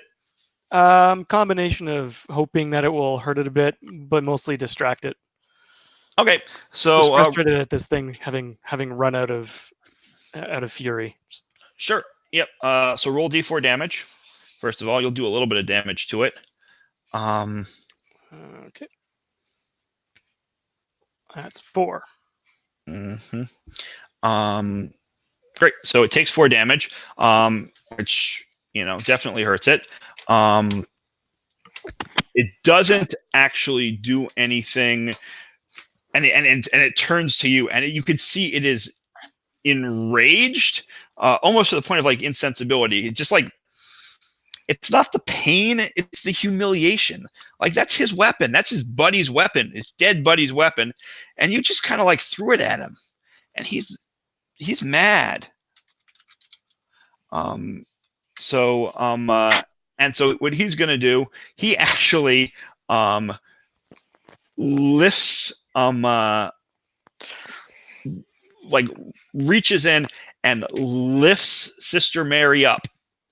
above his head, and just like chucks her at you. They're And still you, attached, aren't they? No, Or is Max no, attached? he ended up not manning. yeah, I He ended up not retconned that. manning. I'm pretty Yeah. small though. Okay. Well, I try to catch the sister. It's Yeah. the only Yeah, I mean, rational thing to do. so yeah, you try. You try to catch her. You both take D3 damage, which and yeah. 1d3. And now Max is actually freed, but the two of you are now tangled up with each other. And Belinda. So you are free and clear. Yeah, I want to look at this dead ape's bowler hat. Sure. There's like a couple dead ants in there. Mhm. Some like bits of fungus, and other than that, it's a bowler hat. Okay, it's not like armored or anything. No, it's not Odd Job's hat or anything cool like that. It's just a hat. So it's just a sartorial choice. Exactly. Um, Along with the suspenders and the Tommy guns, they've got a look they're going for. okay, I might hold on to it. Sure. Okay, but I don't know that I'm going to put it on my head immediately. But yes, I will carry that around. I will come up behind them in case they need my assistance. I will help Sister Philomena get up. Yep. That is yes, they are now up and distangled, and everybody is covered. Meanwhile, Max, you are there on the floor, but the ape is distracted. No, has just thrown your companion at your other companion, and so is like off balance. What do? You still have your gun. You still have your. Am I at a good angle to just sort of swing my legs over and try and knock the thing down? Absolutely. And you're close enough to the edge that, depending on exactly how things go, he might fall over. Let's give it a shot. Great. So roll dex. Actually, you're close enough that you're not going to miss him. Roll strength.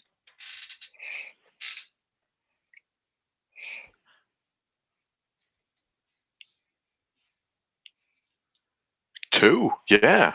Great. That was improbable. Yep. So he definitely falls. He's off balance. He falls and goes right, teeters and tars, and goes right over the edge, down that shaft, through the wind tunnel, through the whirlwind, through the tornado, and presumably to become part of whatever that creature was. Told her I'd get her an ape. I imagine you might hear some cackling and screaming if it weren't for all the noise, but you can't. I'm just gonna mutter over the edge. Achievement unlocked. Yeah. so yeah, side quest accomplished. So so the four of you are there. You can take a moment to settle yourselves.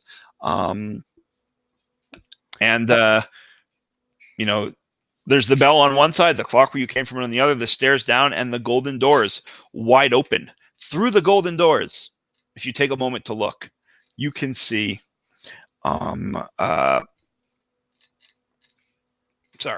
you can see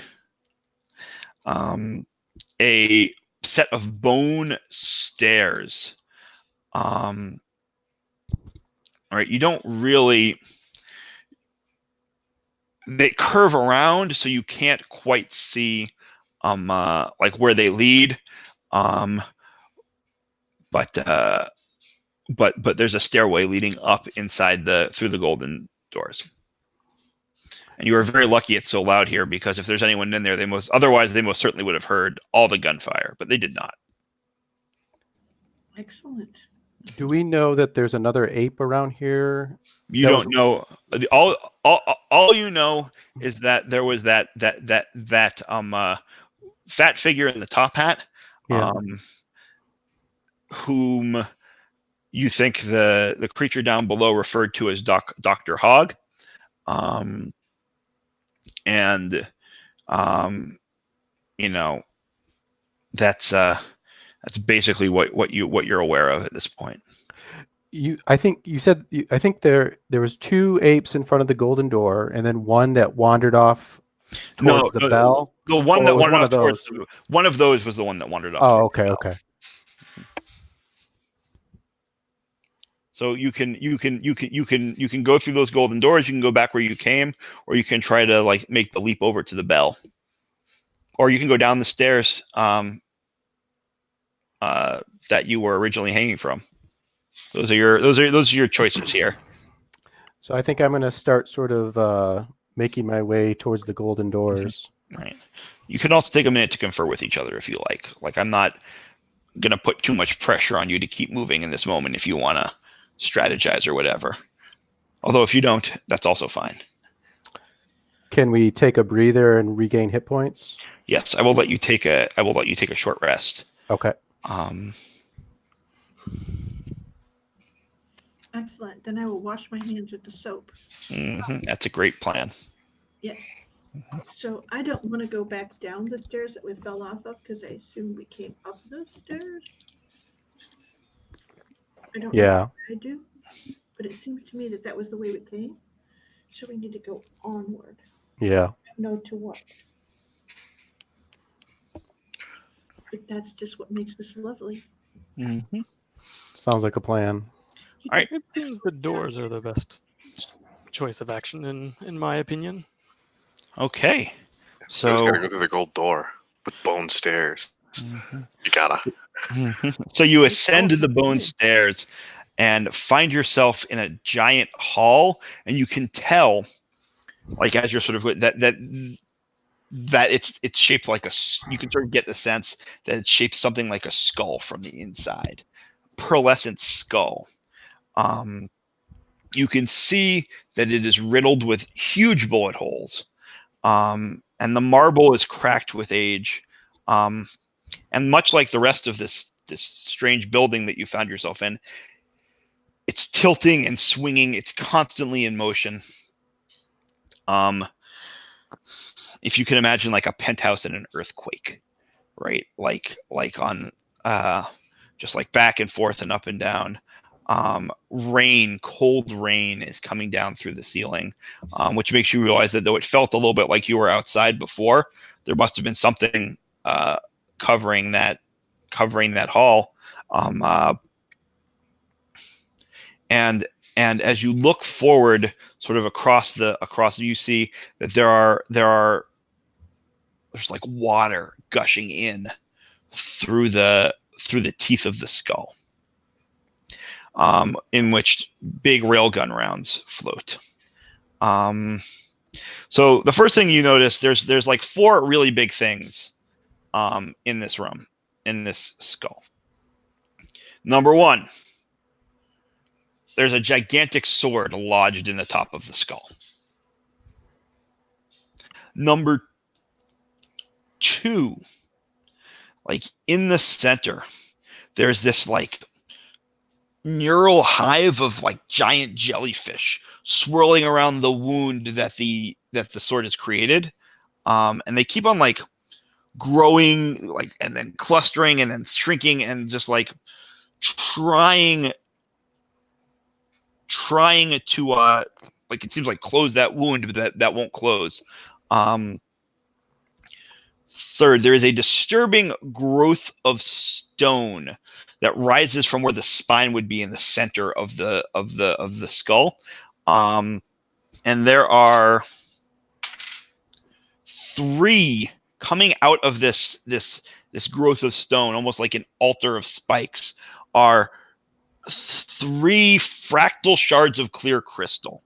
And they're sort of like, you don't have a good look at them, but it seems like there's some gold shimmering around them. It's hard to keep your eyes away. And finally, there is the web of Dr. Hogg. there are wires of silver ants that cobweb the entire space of this skull, with tendrils reaching in to that swarm of jellyfish. There are also these and that gigantic pig walking on hind legs with a moon mask. Now you can see his face; it's covered in a mask of a silver mask of the moon, and a top hat. Is there hanging at the center of the web. You have found you have arrived, but you do not think you can defeat me this time. Oh, I and shoot my rocket at it. Sorry. In addition, you'll get to shoot your rocket. Hold on. In addition, there are three. There are two more apes, sort of like on the floor, flanking Dr. Hogg at some distance. So you want to fire your rocket? Right at Dr. Hogg.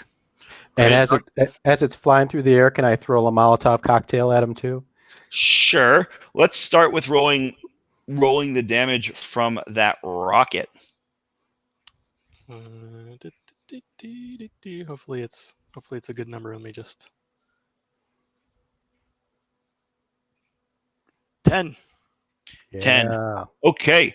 Let's do a couple of things. Let's start with this. A colorful explosion. Okay. Yes. What color is it? Many. Blue, white, red. Seems appropriate. Wonderful. Dr. Hogg is knocked back out of the web and down to the floor, right to the back of the room.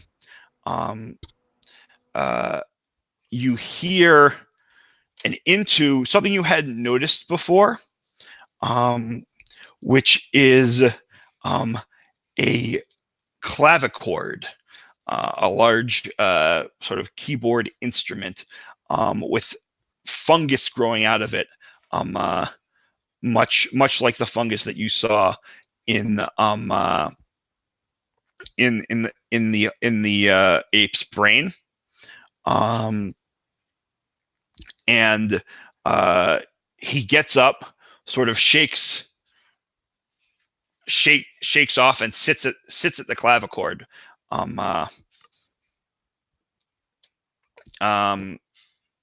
In the meantime, the two apes are also knocked on their asses to either side and away from each other. And he shouts. You hear Dr. Hogg shaken say, "Get them, you fools!" As they try to rise. And Belinda. Oh, sorry, you were gonna throw. So you want to throw a Molotov cocktail? Right. So maybe like right at the clavichord. Yeah, it's a pretty far distance. Okay. You could definitely do it. I'd say roll, but it's not just going to be damage. You have to roll Dex to I'll go for it. take the hit. Okay. How'd you do? Let's find out. I rolled badly. I got a 19. I failed. Okay. Yeah, I think the Molotov cocktail goes like. I think what actually happens is you're trying to throw it, and you just drop it. It kind of like bursts at your feet, and you take. Well, I'll say it fizzles. I'm not going to make you take damage just from missing that dex save. That seems like a little much. Okay. But yeah, the cocktail like doesn't light as you drop it. Okay. Is it possible to pick it up and do it again? No, it's broken. Like okay. The bottle broke. Okay. All right. So now Belinda. So you said that there's water pouring in? Yes. The whole sort of like you're kind of turned around, right? You don't entirely know how the way this room is oriented relates to how the rest of the tower was oriented. You can see where the stairs go down, but like it's just all sort of twisted. But straight ahead of you, right, you're sort of in the back. You're sort of like in the back of the skull, is where the stairs came out, which is weird. You feel like you should be at the front, but it is what it is. And so there's water lapping in through the teeth of the skull. And, if you're looking in that direction, you can kind of see up. And you see that where the eyes of the skull are, right, there is, you can see sort of like images, like almost after images of cities burning in like a night surrounded by boiling water. And just like it's like this swirling liquid light around this burning city. As you catch the vision through the eyes of the skull. This would be horrifying for many a person, but these seem very ordinary sorts of dream things to me. So it's good, I think. However, is the water in any way reaching the clavicle or the clavichord? I'm sorry, what did I say? The clavicle. Yeah, clavicle. I mean, we are in a skull, so clavicle is probably not very far away.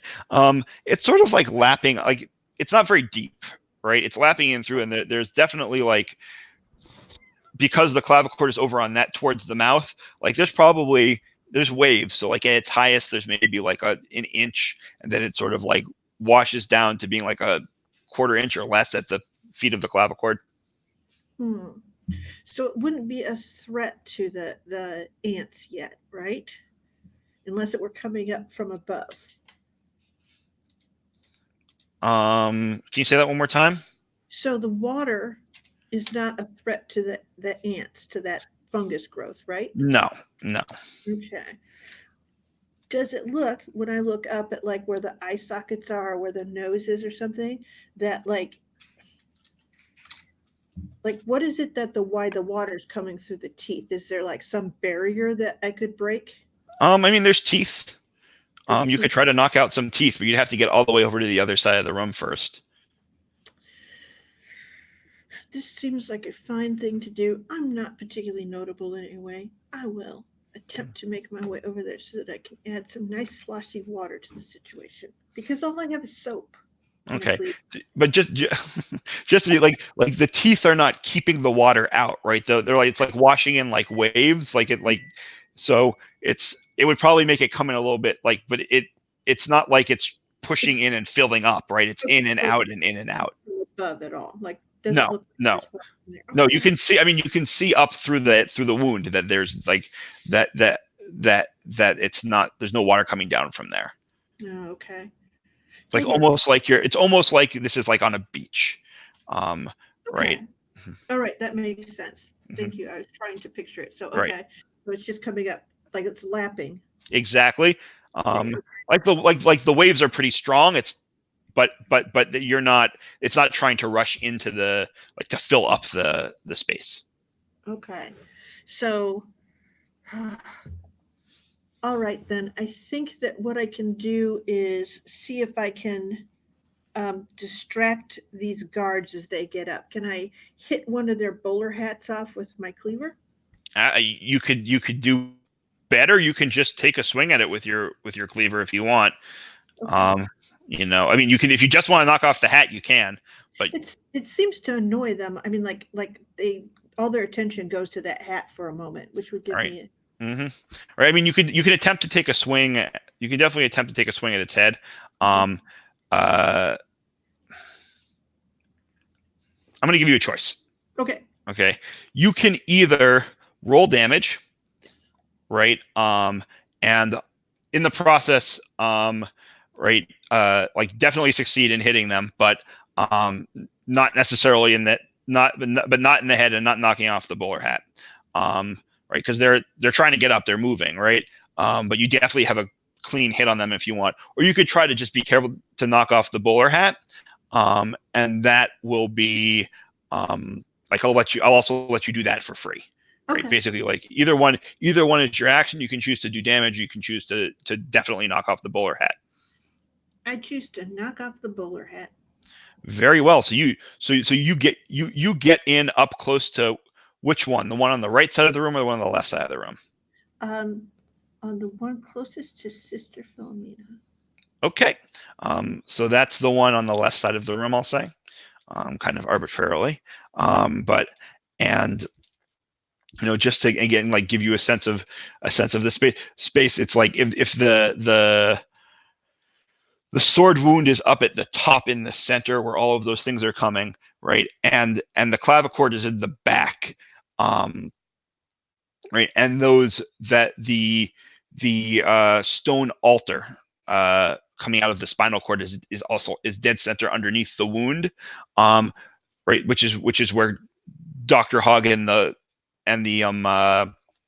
apes were originally standing. So they've now been pushed off to the right or the left. And so you go to the left and you get up close, and as it's standing up, right, you just knock off its bowler hat like it's nothing. And it looks at you and it is steamed. It's revealing its brains and the ants, etc. And Dr. Hogg says, "Do something about her, you fool." Everyone's a fool. And he just shoves you hard back. He doesn't have time to get his Tommy gun going. He just shoves you, doesn't do any damage, but raises his Tommy gun. So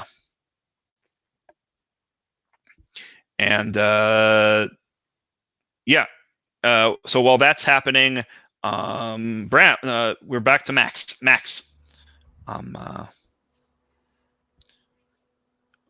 What do you do?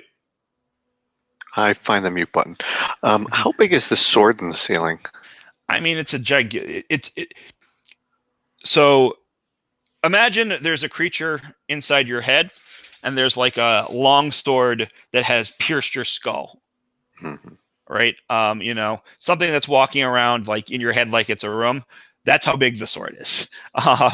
It's gigantic. I should ask, more practically speaking, this would mean that it is too big for me to pull it out of the ceiling and start swinging it around? Yes, you could maybe like reach the tip of the blade if you could find something to climb onto. But like it's not. Wait, this help me out with the picturing this. I pictured that the tip of the blade would be stuck in the top, and the hilt would be. It's as if. Sorry if that wasn't clear. Someone pierced it from the outside in.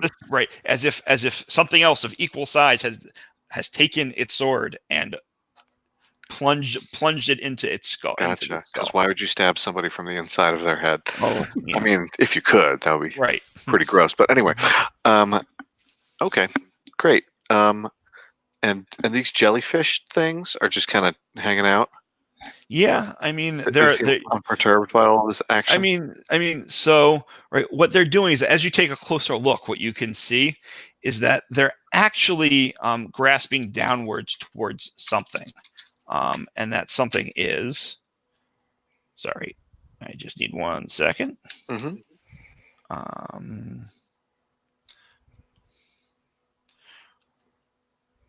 One thing about this module that is a little annoying is that this one thing is hidden somewhere annoying. Right? Is our this kind of like machine. It's hard to describe. Like they're sort of small. And they have these sort of screens on them, and they're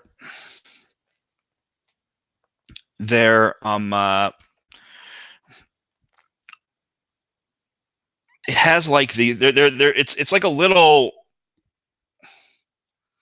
almost dome, I'll say.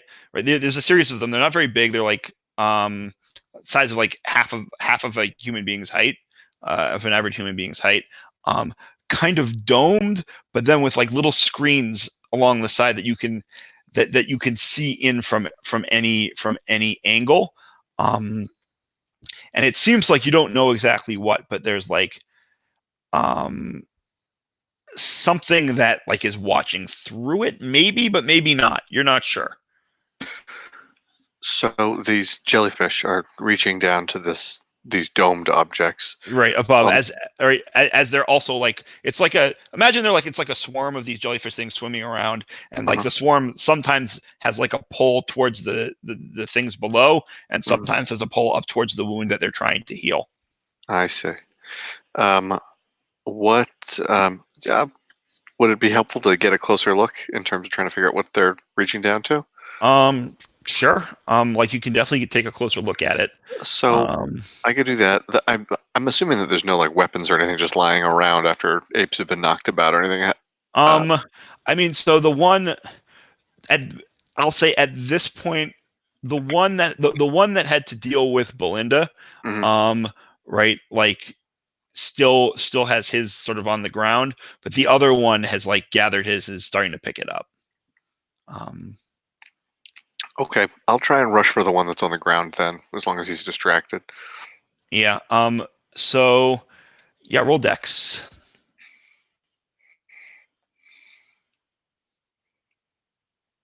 That is a failure. That is a failure. Yeah. So yeah, he gets his hands on it before you do.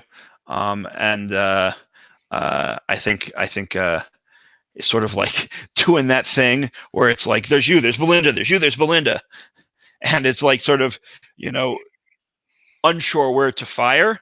And Dr. Hogg plays a gigantic chord on the clavichord. It's like a minor fourth. It's kind of unpleasant. I mean, it's not my favorite sound personally. And screams, "Just shoot one, you ape!" Meanwhile, the other ape takes that to heart. He, of course, already has gathered his gun quite clearly, but doesn't have a super clear shot at anybody. It's not so close. Braka, braka, braka, braka, braka. Towards Bram, but misses.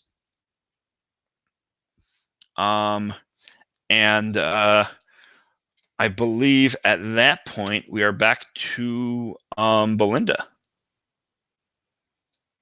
Did Bram do something? I don't want to leave him. Oh no, we're back to Bram, right? Because the first thing you did was fire your rocket. Correct. We're back to Bram. Yes. So one of these apes was shooting at me. I'm going to shoot back at it with my revolver. It seems like the most appropriate thing to do. Great. Roll damage. I'm going to try to aim for its hat, but we'll see. Mm-hmm. All right. So I think if you want to take a targeted shot here, I'm gonna handle that with a luck roll. Sure. Feel free to roll it yourself because it's which I know. All right. This first one's for the luck roll. Mm-hmm. That is 5. That is 5. Yeah. So I'm gonna let you. I would say roll damage and the hat is knocked off. Okay. And that's a 3. Okay, so not great damage for the ape on the 3 is a fair amount of damage. Great. So yeah, so the ape, right? The ape's head is knocked off and grazes sort of like the edge of his skull right next to where it's open. Enraging it, of course, and doing 3 damage. And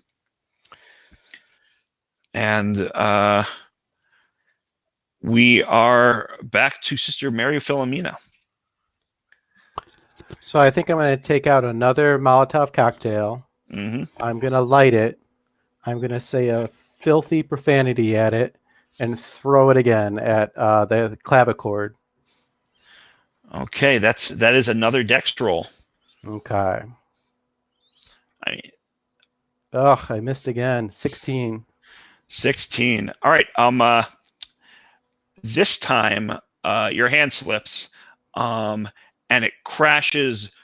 It slips off to the left, and Belinda, Max, and the ape all take 1d3 damage, which The ape takes 1, in case anyone is interested. And it keeps burning every round for another 1d3 damage. If they don't move, yeah. Yeah. Do you want me to roll that, or do you want them to roll their damage? They should roll they can roll their own damage, yeah. Okay, so just a d6 and then have it? Yeah, exactly. Or, keep it if it's 1 to 3. Okay.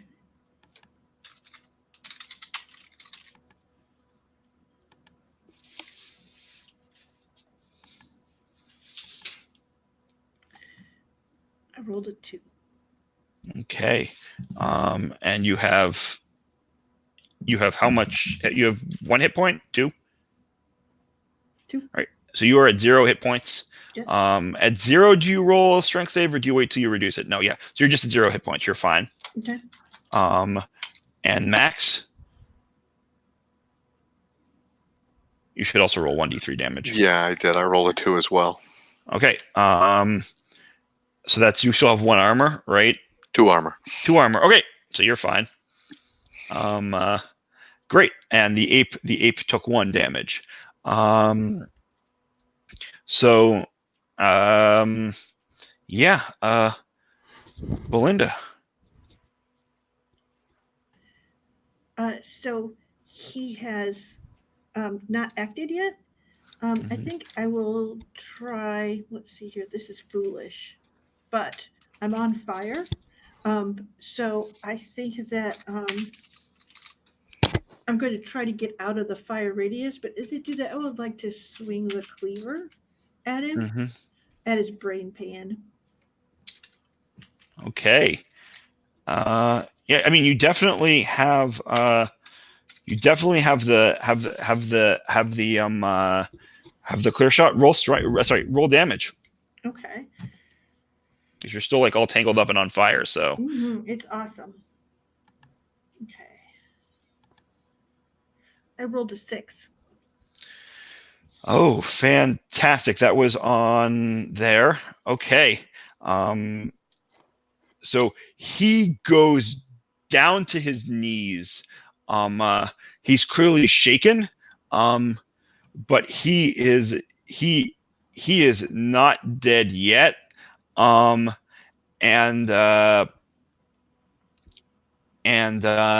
he grabs you by the ankle, and yanks. Although I guess, right, he grabs you by the ankle and yanks, pulling you to the floor. And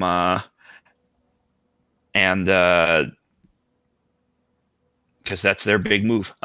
And you're like, the fire's still burning, right? It's going to be harder for you to get out of this situation. And so you're there on the floor. So Belinda and the ape are on the floor. Max, right next to you. What do you do? I guess try and kick him in the brain. Sure. Roll d4 damage.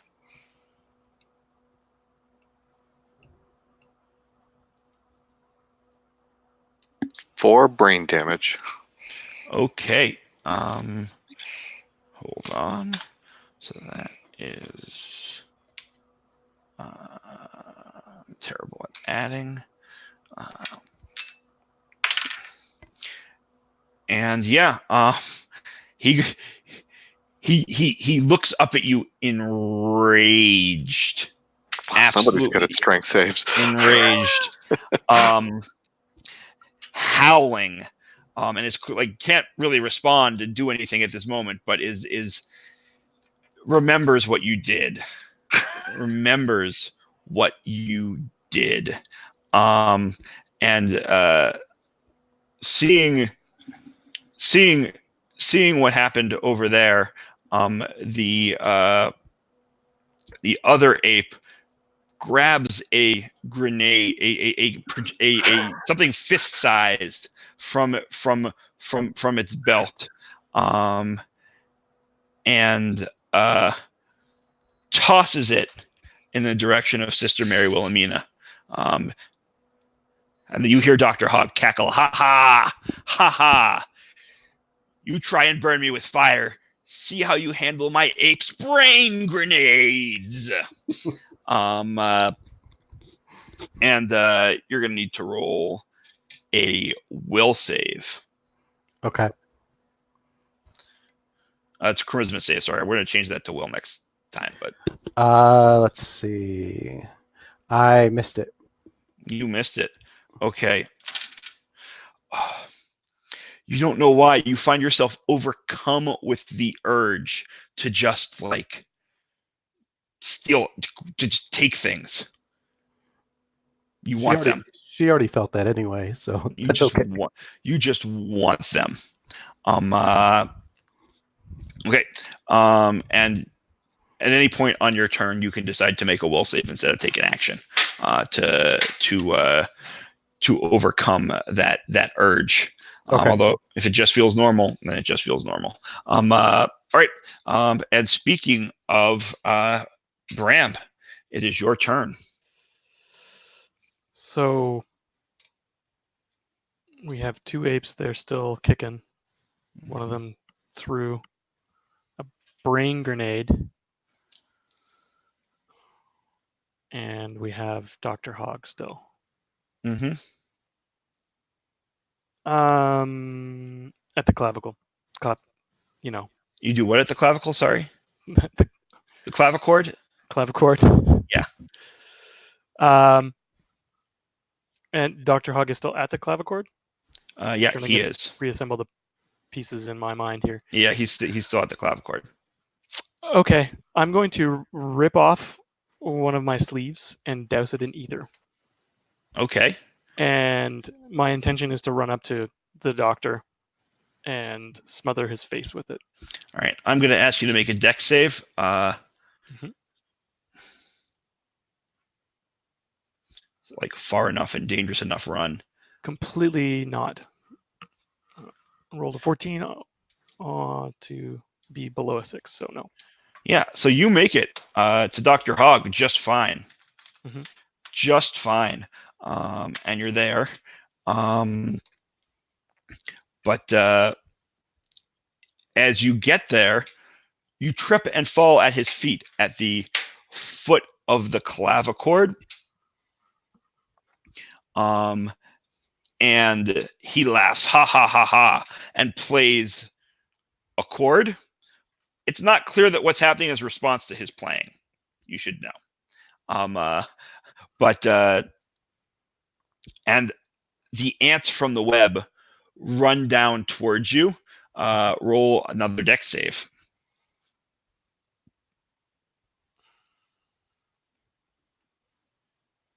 Saved. All right, you managed to roll out of their way, and like rise up to your knees. Dr.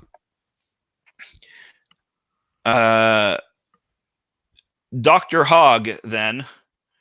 Well, we'll save that. He won't let him. He's still playing the clavichord. Sister Mary. First of all, it's back to Sister Mary Wilhelmina's turn. At the end of this turn, the two of you and the ape near the fire will be rolling D3 damage. Sister Mary, with your sudden urge to just take, what do you do?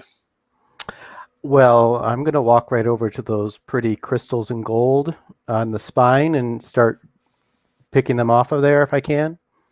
Absolutely, you can.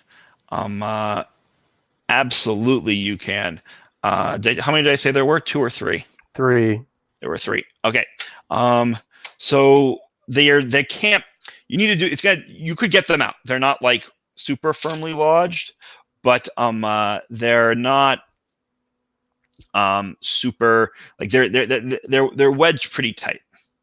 And somehow or another, looking at them, that there's something called Titan diamonds. Mm. And in fact, looking around, you realize, coming in contact with the Titan diamonds, that this is the skull of the Titan Kronos. Mm. You don't know how you know that. You don't really even know what that means. but you know that's where you are. Okay. Shiny. And yeah, you can definitely like if you take the time, you'll be able to extract them, but not right away. And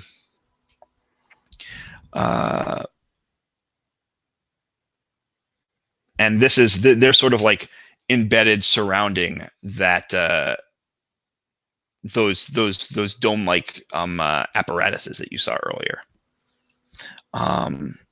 But they're not, those things interfere. They're like a part of it. It's all there together. Okay.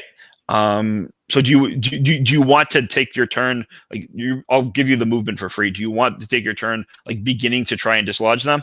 Yeah. Okay. I'm working at them as best I can to pull them out, put them on my Great. bag. Great. All right. Belinda and Max, roll D3 damage, please. 2, and then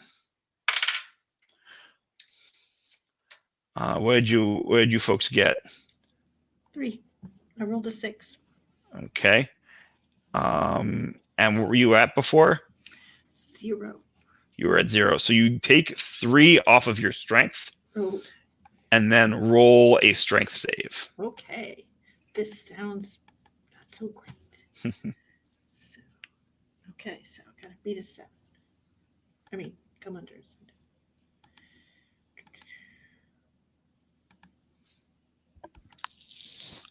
Nope, rolled a 19.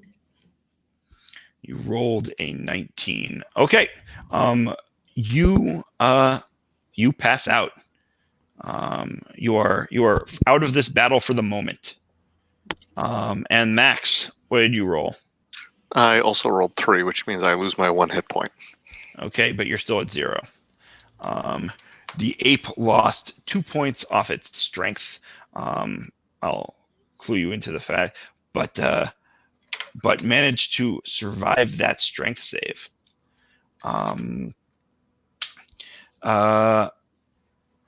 Okay. And now we are, I guess, up to your turn, Max. I guess I'll try and... That ape's still on the ground? Yeah, the ape is still on the ground. I guess I'll try and kick it again, and then if possible...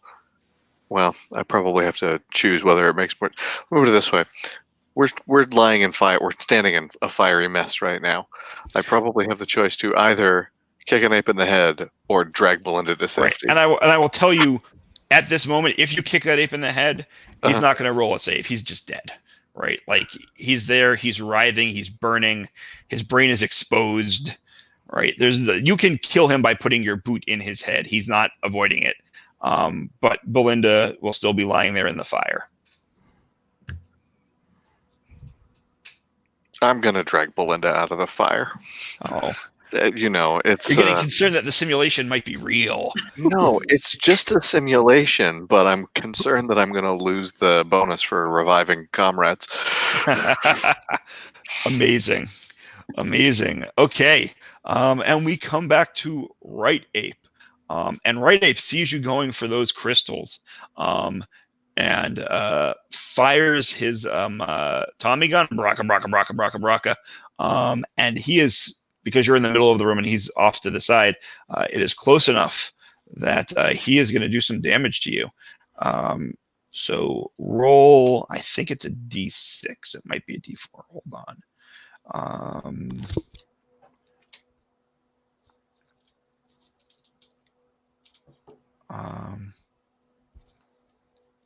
We are, sorry. Yeah, roll a D6. 4 damage. 4 damage. All right, you take 4 damage.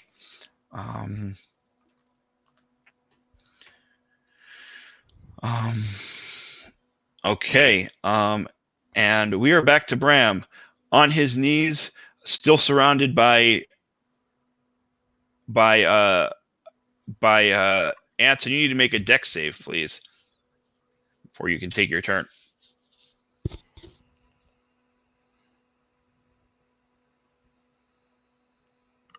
I don't know if that rolled or if it just came up the same number. I don't say it. I think It's a 2. It was a 2 before, and I Yep. hit roll.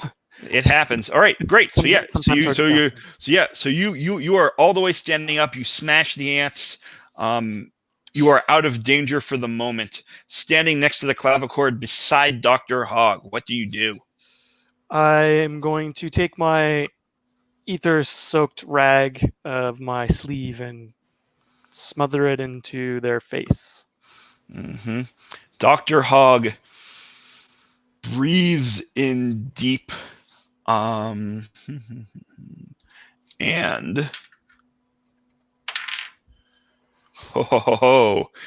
he inhales and goes slack. You don't know how long that will last, but he is out for the moment.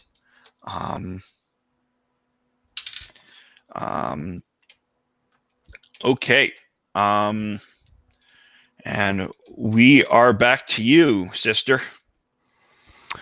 Well, since I got shot, I think I'm going to try to shake myself out of this by making the will save. Yep, you can do that. I made it. Fantastic.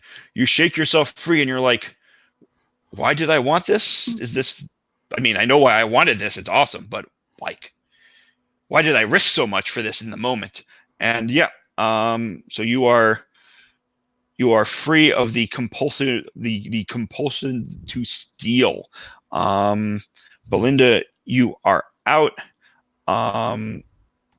Ape's turn. I think.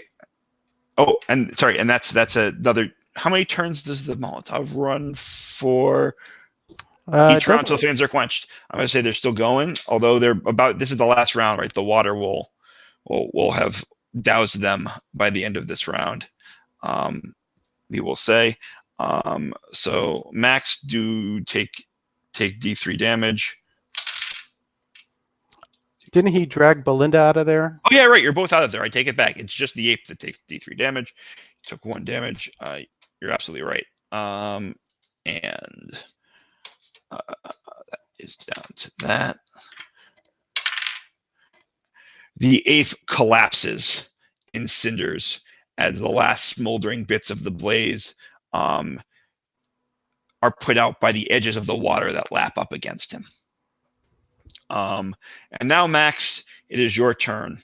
But you notice that the ants are of increased, are sort of increasing in intensity, and the music oddly is playing, despite the fact that Dr. Hogg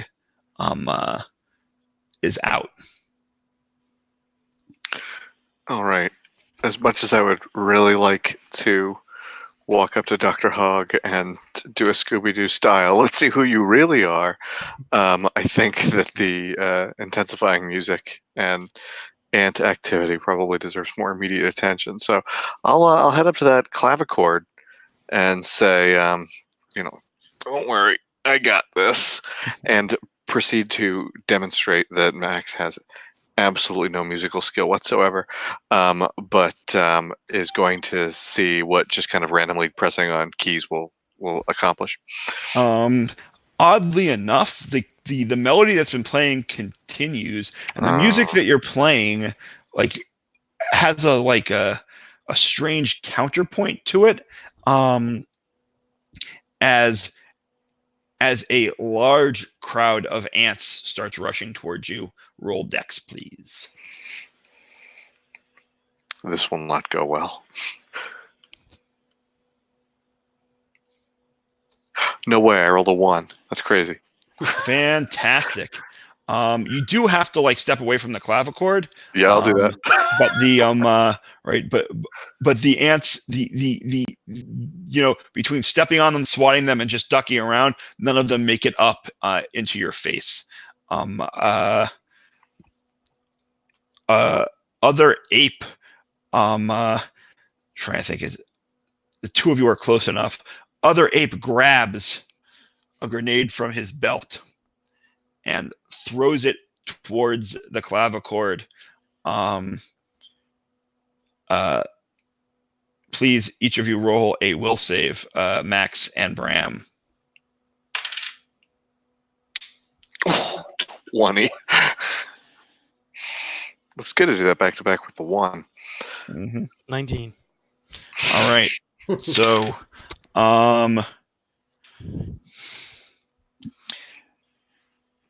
you both find yourself overcome with just like an intense sense of ennui. Oh. And suddenly everything seems not to be real, Well, but not like a simulation either, like a symbol. The world you're living within is now a metaphor. And we'll talk about what that looks like to you. What do you think that looks like? I feel like Bram wasn't so far from that to begin with in some ways, but maybe I'm wrong.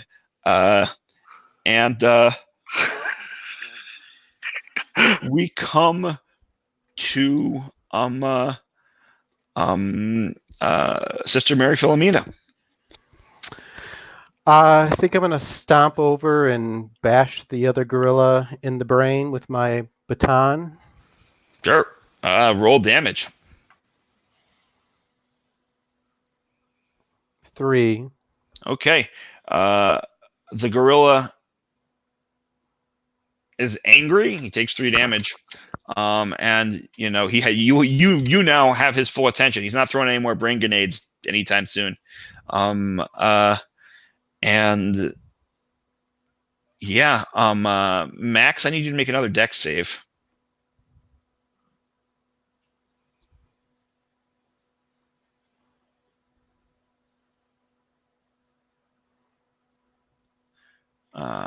What'd you roll?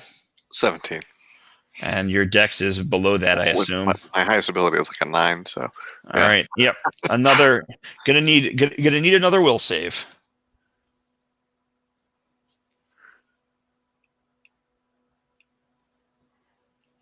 Nope. Oh dear. You find yourself no longer fully in control.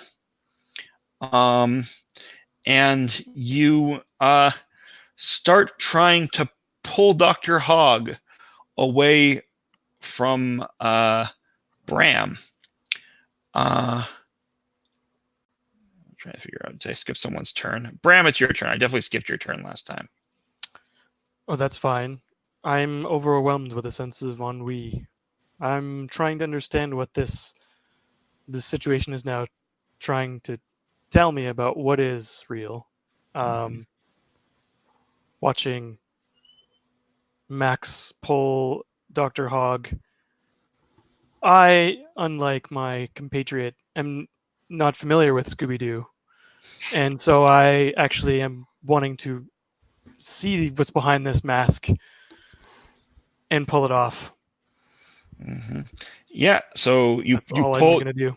You pull off the mask. The mask is I believe I said it was a moon mask. It actually should be a maiden mask, but it's a mask of the face of a young woman. And when you examine it for a minute, and like, what does it mean to you? This mask covers our foe, but in our own minds, this mask is covering our own soul. And then you look up from the mask and see that Dr. Hogg is no longer a bipedal pig, but just a pig, somehow or another squeezed into a human suit, with a top hat on.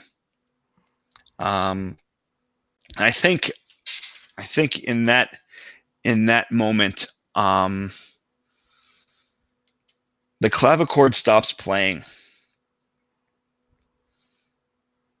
and the ape looks around in the silence of the music, and the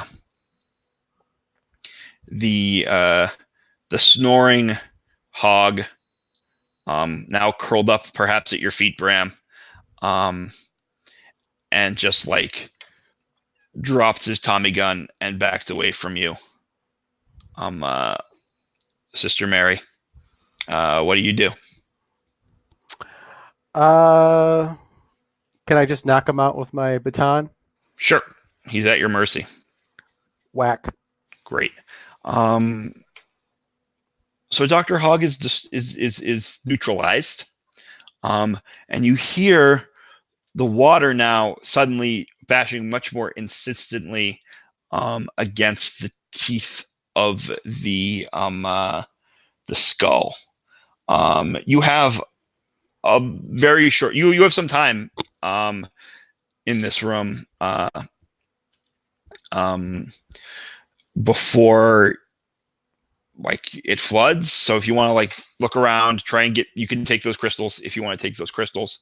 You can take guns or hats or like anything you want. You can examine the room a little bit more closely.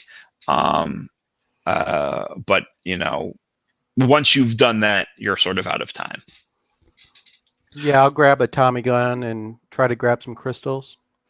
For sure. Yeah, it takes you a few minutes to like worry those crystals out, but you've got all 3 crystals, you've got the Tommy gun. Anyone else have anything they want to do in here? The ants have sort of like, they're still there and alive, but they're moving more slowly. And those meanwhile the jellyfish's intensity has increased. How many Tommy guns are scattered about? There were only the 2. Okay. There's probably there's the one empty one that Bram used out in the hallway that you can't get to, but there's 2 here. Sure. What was can I take that closer look at whatever's beneath those jellyfish after all? Yeah, sure. So that's where Sister Mary Wilhelmina was also. So you see this sort of it's a machine. You don't know how it works, but you can see it's a machine of some kind. Surrounding machines surrounding that altar, sticking it right. And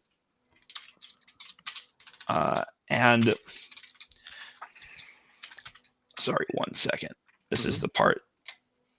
This is the thing about this module that this is the hardest part about it, is these particular objects are just the thing that I can never quite put together. Here we go. All right. So the crystals are no longer in them, but they are they are these sort of like, think about it's like a little prison, kind of. From the outside, it's little, with screens for viewing the inside of it, and all kinds of like arcane technology, kind of popping, running inside it, and that's and that little altar thing with the crystal in the middle of them all. Can we tell what the machines are doing, or like what they're No. what they're trying to accomplish? Okay. No. Again, like in similar to Sister Mary Wilhelmina, like you sort of, I think all of you at this point, now that your like minds have kind of cleared and you like have a few moments, like you realize that this is the skull of the Titan Kronos, and that those are Titan Dynans, and that these machines are actually called ego machines. But like what any of, like, they're just sounds to you right now. You don't know what any of that means. They're memories that you have with no context for. Can we grab one of the machines? No, the machines, the crystals, the diamonds you can grab. Yeah. Right, and like really, sorry, like when you're grabbing, the Titan diamonds are kind of the machines, right? They're like the thing that's powering them, the thing that is them. right? And you can see that the relationship. So by taking the diamonds, you are effectively taking the machines. Okay. Well, I'm happy to grab as many diamonds as we can grab. Right. So there are 3. Sister Mary Wilhelmina took them all. Oh, okay, great. Is Dr. Hogg carrying anything other than what we were like? I would like to search. He has a cane. clothes. He has a cane. He has some kind of a pistol ray gun kind of thing, and you could experiment with that to figure out what it does. You could certainly take it. Okay. Note down spectral ray gun in your inventory for now.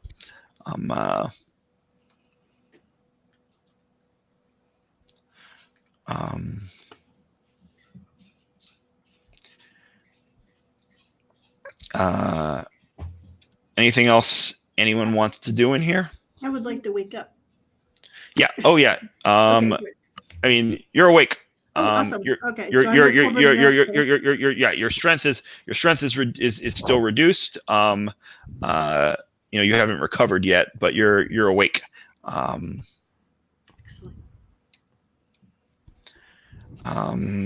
Yeah. So we've defeated Dr. Hogg. You have defeated Dr. Hogg, yes, and you hear the sound of the water rushing into the skull, and it crashes through, and you're all washed away, down and out, and you lose consciousness. So sorry, Belinda, you awoke only to lose consciousness again. So many days in bed. And when you awaken, all of you find yourself. First of all, congratulations, you've defeated Dr. Hogg. You find yourself floating in gray water, which is gently lapping against a stone wall encrusted with barnacles that just goes off in either direction as far as you can see. And sitting on the wall is a pig boy, or rather a boy pig, in an old tweed jacket. He's wearing a full moon mask, and he just asked you, "What are you doing down there?" And I think that's where we're going to end the session. You have cleared the first dungeon. You have defeated Dr. Hogg, and you've come out with ego machines, Titan diamonds, which means that you have all leveled up. Yay! Which I believe gives you an extra hit die. I'll double check. It's not exactly the same as it is in at least the first edition of Into the Odd. It may be the same as Electric Bastion Land. I have not looked. I'll let you know. Bastion Land doesn't even have leveling up. Okay, so then it may be the same. I'll let you know that at the beginning of next session. So Into the Odd, it's D6 hit points, and you roll a D20 for each ability score. Right. If you that roll sounds right. higher than you have, then you increase it by 1. So it's very so. We'll do it at the beginning of next session. Okay. I think it's the best. Sounds great. Is the best plan. Thank you all for playing. I'm going to end the broadcast here, and then if you have time to stick around, I'd like to do some stars and wishes, if that's okay.